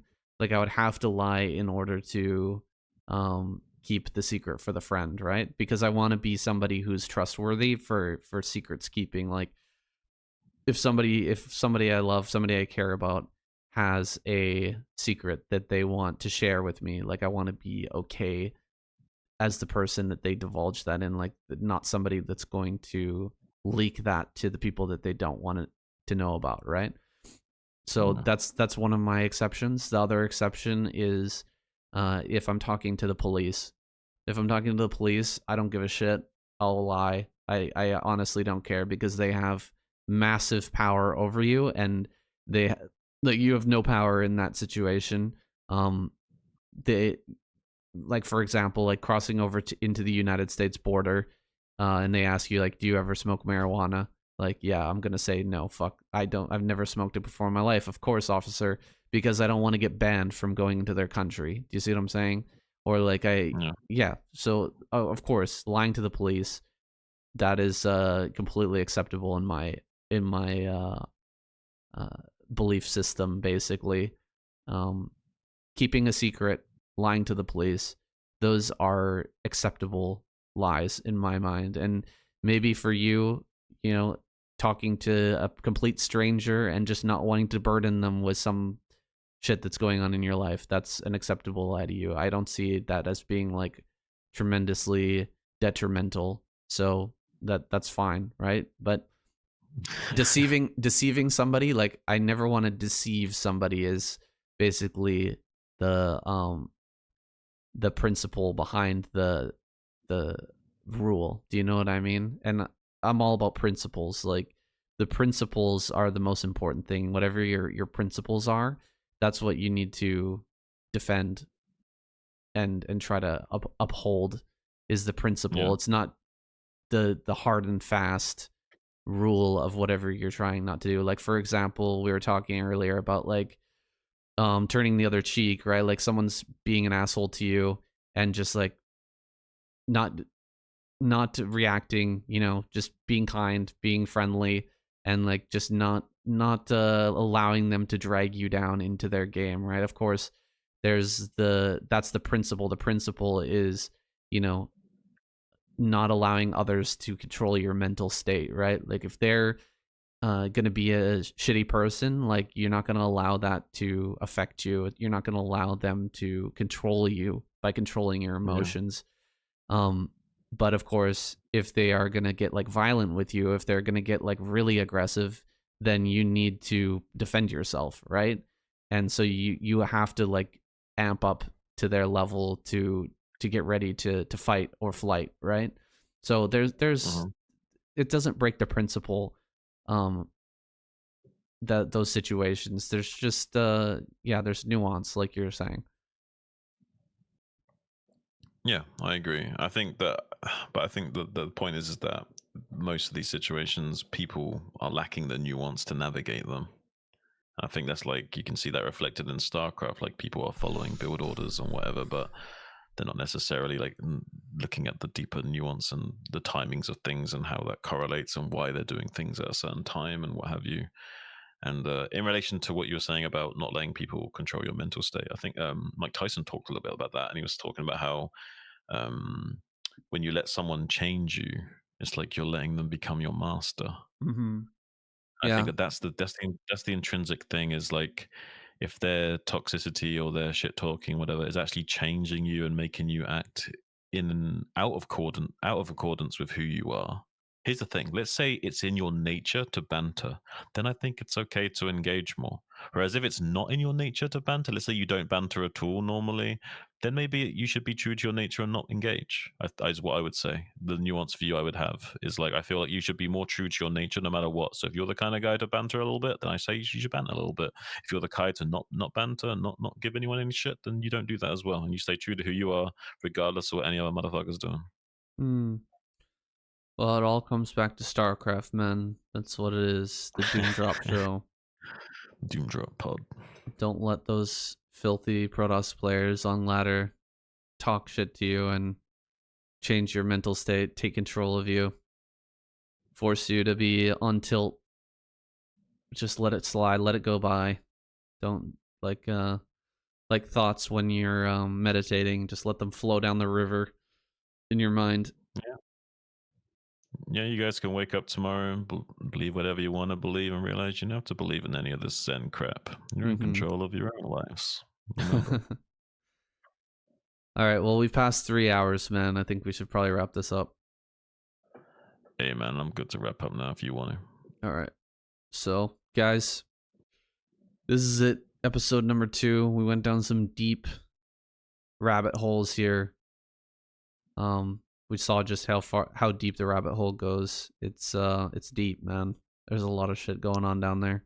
Yeah, there's a lot of shit going on down there. We need to take another little deep dive sometime. And we'll be back next week for episode number 3. Hope you guys As enjoyed it. always. Thanks for all the comments on the last episode. It's nice to read. I'm glad that we've got better sound quality here. I hope you guys are enjoying it. Make sure to leave Yeah. us some more comments. Let us know what you guys want us to talk about too, as well. We're always Absolutely. looking for new ideas. We're like bouncing back and forth throughout the week, trying to figure out what we want to talk about, but just whatever comes to mind, I guess. Yeah. We'll find a way to weave it into a conversation. Yeah, even if it's just like a little talking point or something, be nice. We'll happily be your mouthpiece if you want to put something out there, or just be a little culture hacker and you want to like have your little 2 cents on what's going on in the world or whatever. Just shoot it our way, and we'll try and give it a little bit of a platform. And even if we don't necessarily agree with what you're saying, who knows? Maybe I'll devil's advocate for you a little bit. Maybe give Saiyan like a pseudo opponent to argue against, so he can like show you why your worldview is wrong or something by arguing against me. You know what I mean? Sounds good. Let's wrap this up. All Everybody, right, guys. Well, yeah, we love you. I love you. We'll see you in the next one. Peace. Peace.